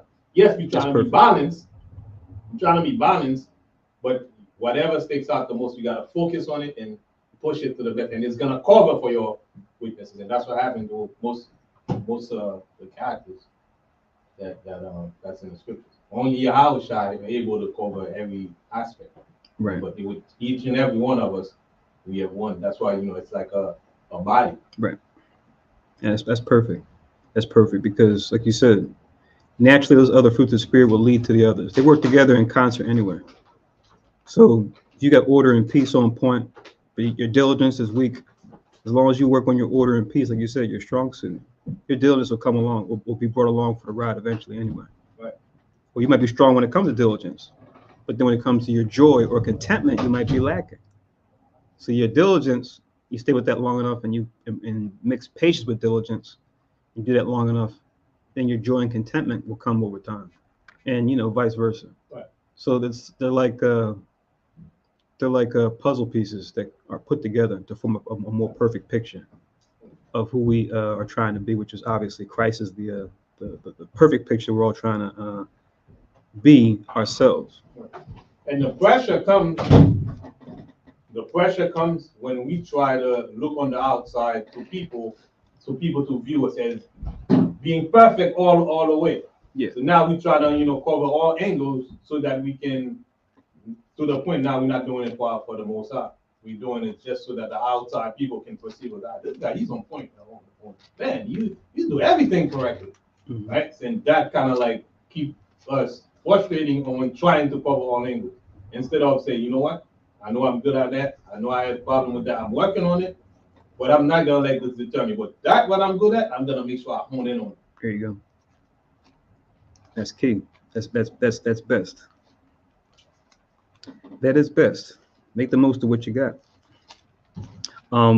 Just want to read this temptation in the different gospels real quick, just so we can be reminded of it, and take this situation into account and just meditate on it, right? And consider yourself in similar situations you may have been in, maybe not as harsh as what Tobit and his family are going through, but to consider yourself in a similar situation with dealing with affliction, and dealing with a blessing amidst the curse, and just being mindful enough to sit back and to see it when it comes in. Because like I was saying earlier, when you're bobbing and weaving and waiting for the next punch to come in, right? Satan being, your adversary, like say you're boxing them, and then kind of get that ding, ding, ding, sometimes you forget. Most time I say, okay, look, round's over, have a seat, get your water, when the Most High gives you that, and in a moment, it might be hard for you to see it, and the bell rang, you're still swinging, you're still dodging. It's like, hey, Most High is throwing you a bone, so to speak. He's seeing the hardship that you're enduring. He's giving you a break. It's okay. Relax for a moment. It's not over. We still have more work to do, but it's lunchtime. Have a sandwich. It's okay. But when lunchtime comes, it's like I said, it can be easy to forget. In this case with Tobit, when that extra goat comes in, it's easy to forget. The Most High sees you. He's helping you out. He's helping you along the way. He's giving you a breather for when the next challenge comes. One last comment on this too. Mm-hmm. Is from me. It's Satan knows he's mastered at pressing you or pressing everybody, pressing us at our weaknesses. Yeah. And the more we widen on our weaknesses, say, yeah, I got you. Because he's mastered at that. Right? He to the point where he tried to get your house shot the moment when he was the weakest. Right? He's not gonna attack you where you're strong. He's gonna attack you at the weakness. Right. You gotta watch your weakness, but keep doing the good thing. Yeah. Okay. Yeah, that's warfare 101, even on a carnal level, right? When you're fighting an opponent, whether it's sports, whether it's warfare, literal warfare, you never attack anywhere they're strong. Always attack them where they're weak to find a breach. That's always been the case. Ancient and modern warfare. This is, oh yeah, I'm getting mixed up. I'm going to the Mount of Olives. I meant to go to when Christ on the boat, giving the parable of the sower and the seed. Yes, here we go. So this is Matthew 13, 20 and 21.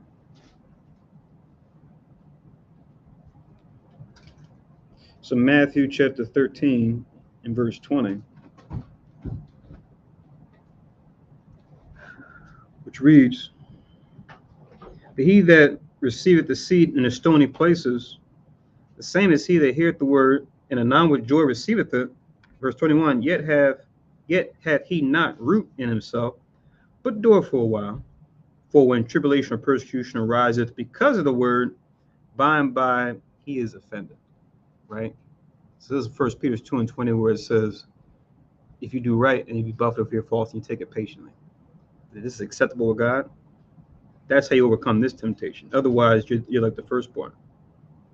You're buffeted for your faults. I mean, you're being buffeted, but it's not for your faults. It's to make you better, but you get offended. Like we were saying earlier, I crossed my T's, I dotted my I's, I did my alms, I kept my holy days, right? I was my brother's keeper. Yet tribulation, persecution is coming. I feel some kind of way. And that person who's not rooted in that stony ground, the sun comes out and scorches them, and they wither away before they can become a fully grown tree. So that imagery is perfect for what we're looking at here. And we're seeing Tobit as an example of one that's resisting this temptation to do so. Even though it may be tougher, and it kind of makes sense of, when the Most High does give him a breather, give him a break, give him a helping hand, give him a lifeline, etc. Whereas his wife is trying to get him to see it. This goes along with Luke chapter 8.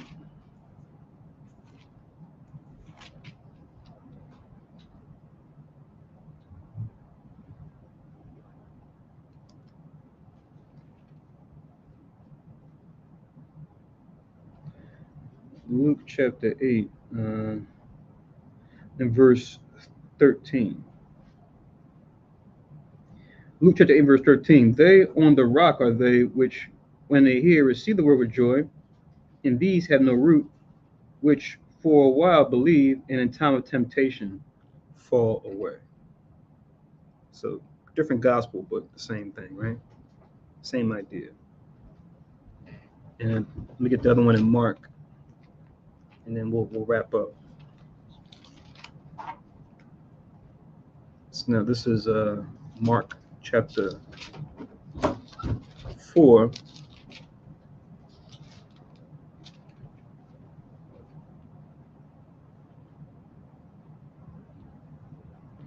Mark chapter 4 and verse 16.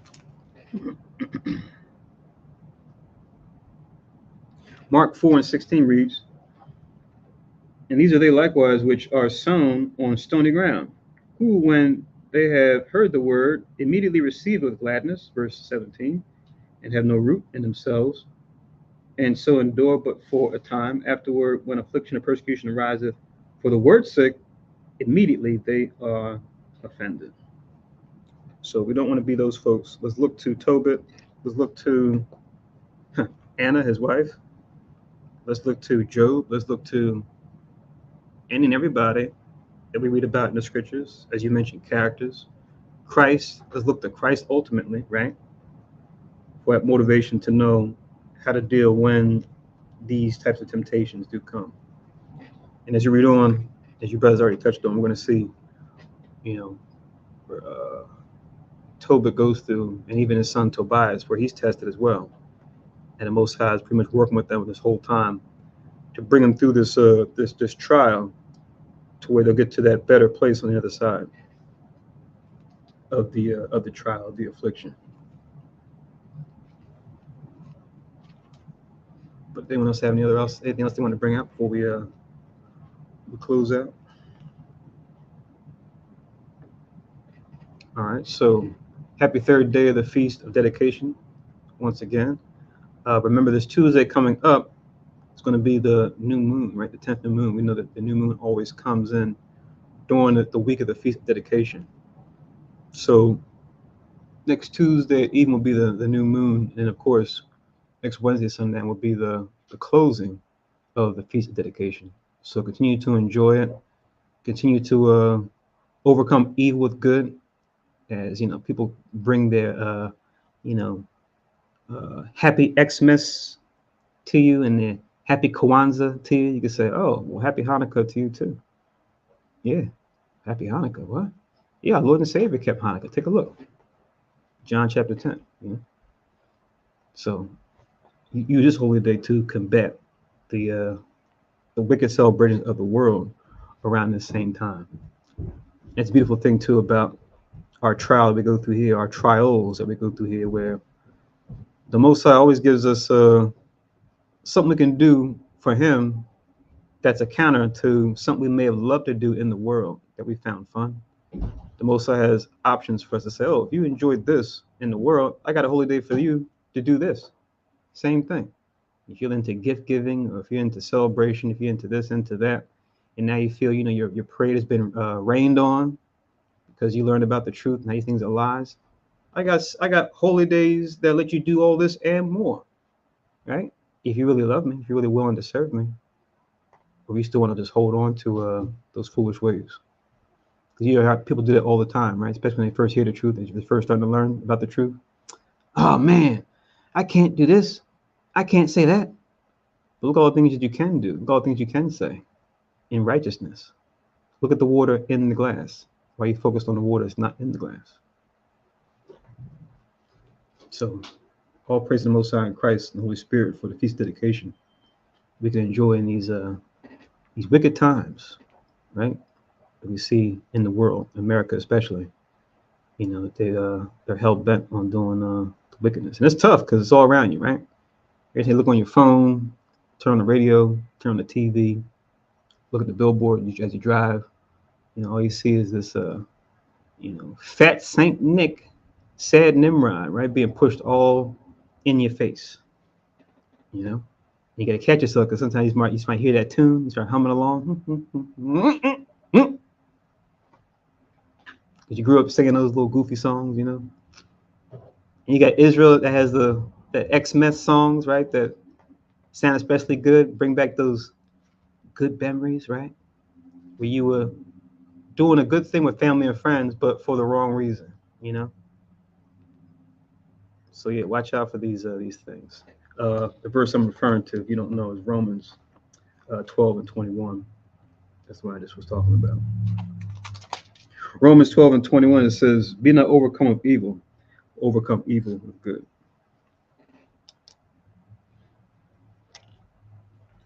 All right, so that's it. Hopefully everybody was edified by our lesson today. And like I said, I'll be keeping an eye out for a short service as we go forward. I didn't forget about 2nd Edge 16, but I got it in the docket. I just want to do it for a service that's relatively shorter, where I can work that in too, and it's not too overwhelming, right? I try to go over, you know, a Hebrew watch, which is 4 hours. If we can keep within a Roman watch, which is like 3 hours or less, I think that's even better when it comes to a brief yet complete Sabbath service, so that we're not we're eating a full course meal, but we're not at the buffet getting seconds and thirds and fourths. And by the time we get done, it's like too much at once. It's good, but you know, not all at once, please. All right, so Ashar Shabbat wa Ashar Chag Kanakah. Also, and with that, we'll do the closing prayers. Shalom, Israel, and Thawada Elder too for the link in Tobit 2:13, Deuteronomy 22 1-3.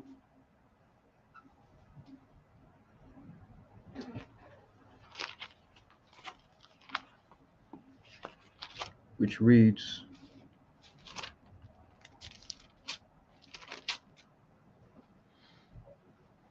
"Thou shalt not see thy brother's ox or his sheep go astray and hide thyself from them.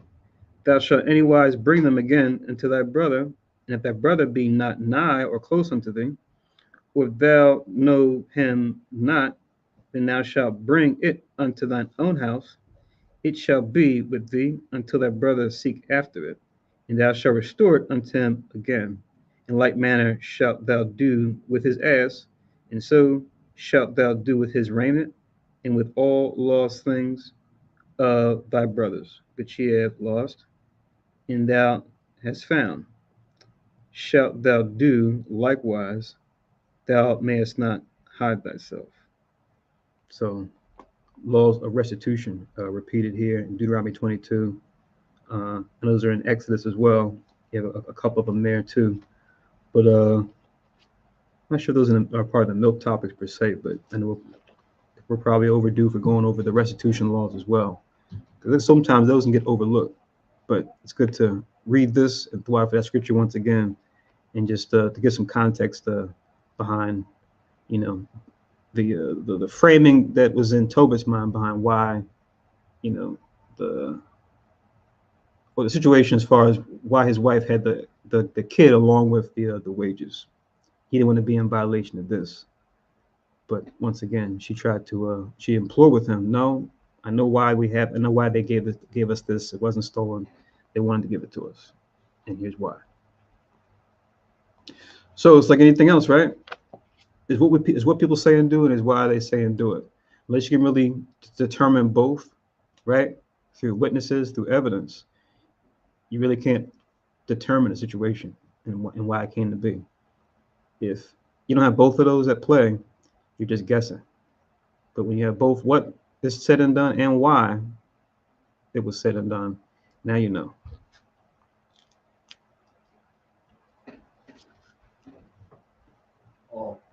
Also, if we make a mistake, right, we acknowledge it and we go back to the Most High. We say, hey, listen, I messed up. I made a mistake. And that's what David always do. So when he messed up, he never confined it to any other guy that trying to disregard the Most High, go hide this and that's it. I complain, I mess up. Right. And that's why he's a man after the Most High's life. Because you always know where you got to go back to when you mess up. Come.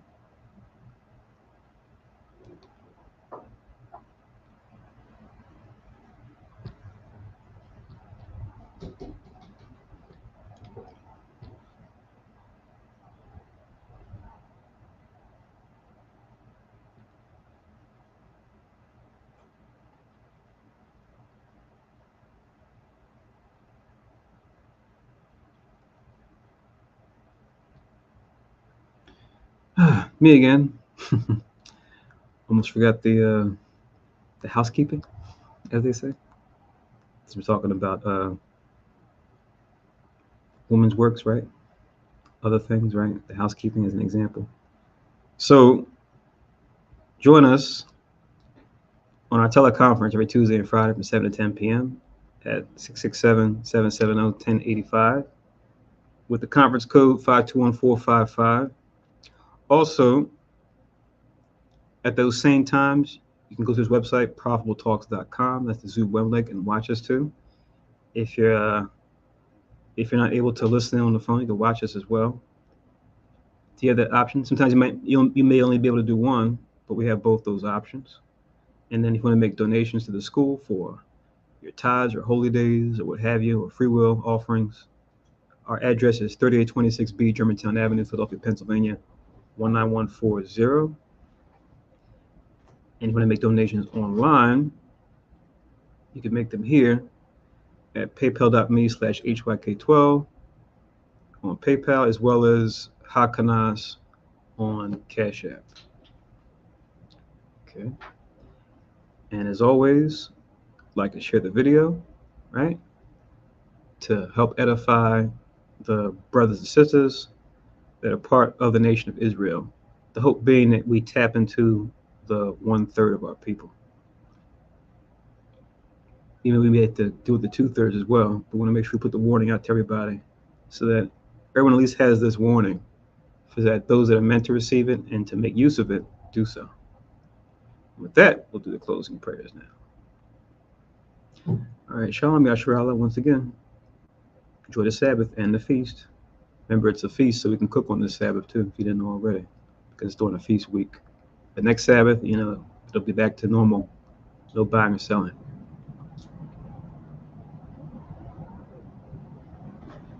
Oh, Shalom on the teleconference. I just heard you. Shalom. What's the reading for next week? Oh, 1 Kings 13 and 14.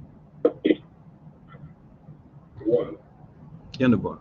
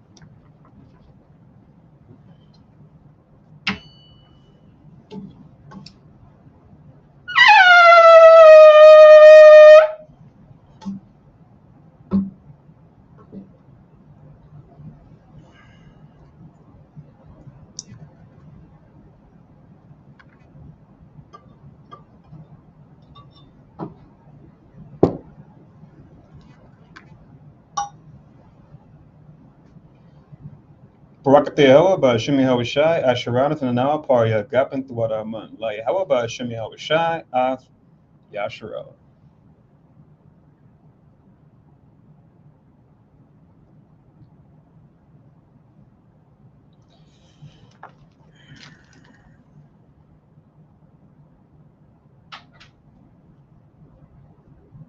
English translation.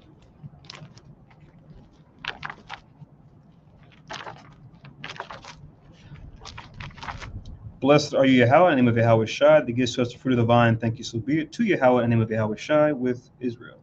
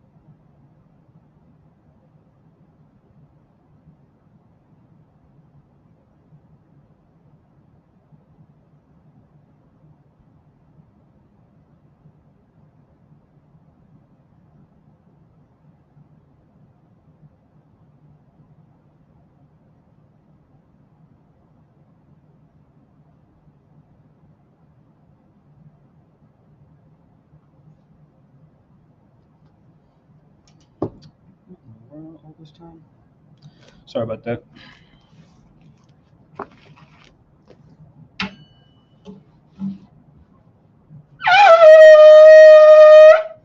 At Magua, Panyaway Roshlum, stand and face Jerusalem.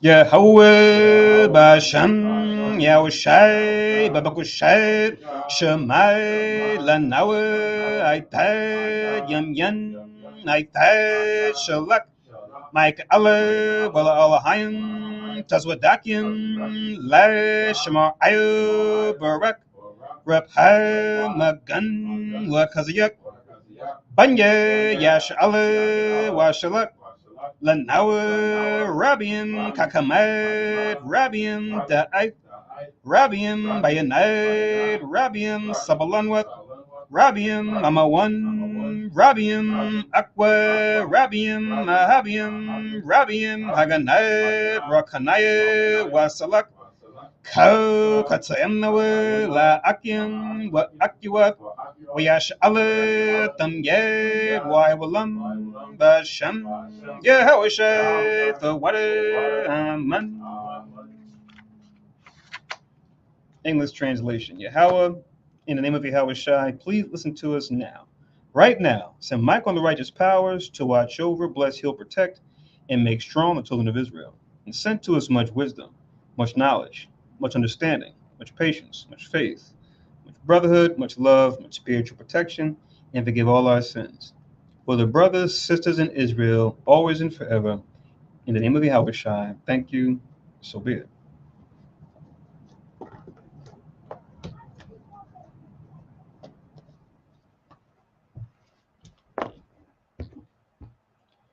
PT Hebrew only. Yahweh Bashem, Yahweh Shai, Barak Nawe, Weyash Ale, Wapat Yasaparim, Shemai, Yashavele, Yahweh, Elohoi Nawe, Yahweh, Achet. English translation. Yahweh, the name of Yahweh Shai, bless us in Israel in the house of books. And then we said, Hear, O Israel, Lord our God is one Lord. So Ashar Shabbat once again, Wa Ashar Chanakha, Yawam Ga, or day 3 of Feast of Dedication. Have a blessed Sabbath and feast, Israel. Talk to you next on the new moon, Tuesday night.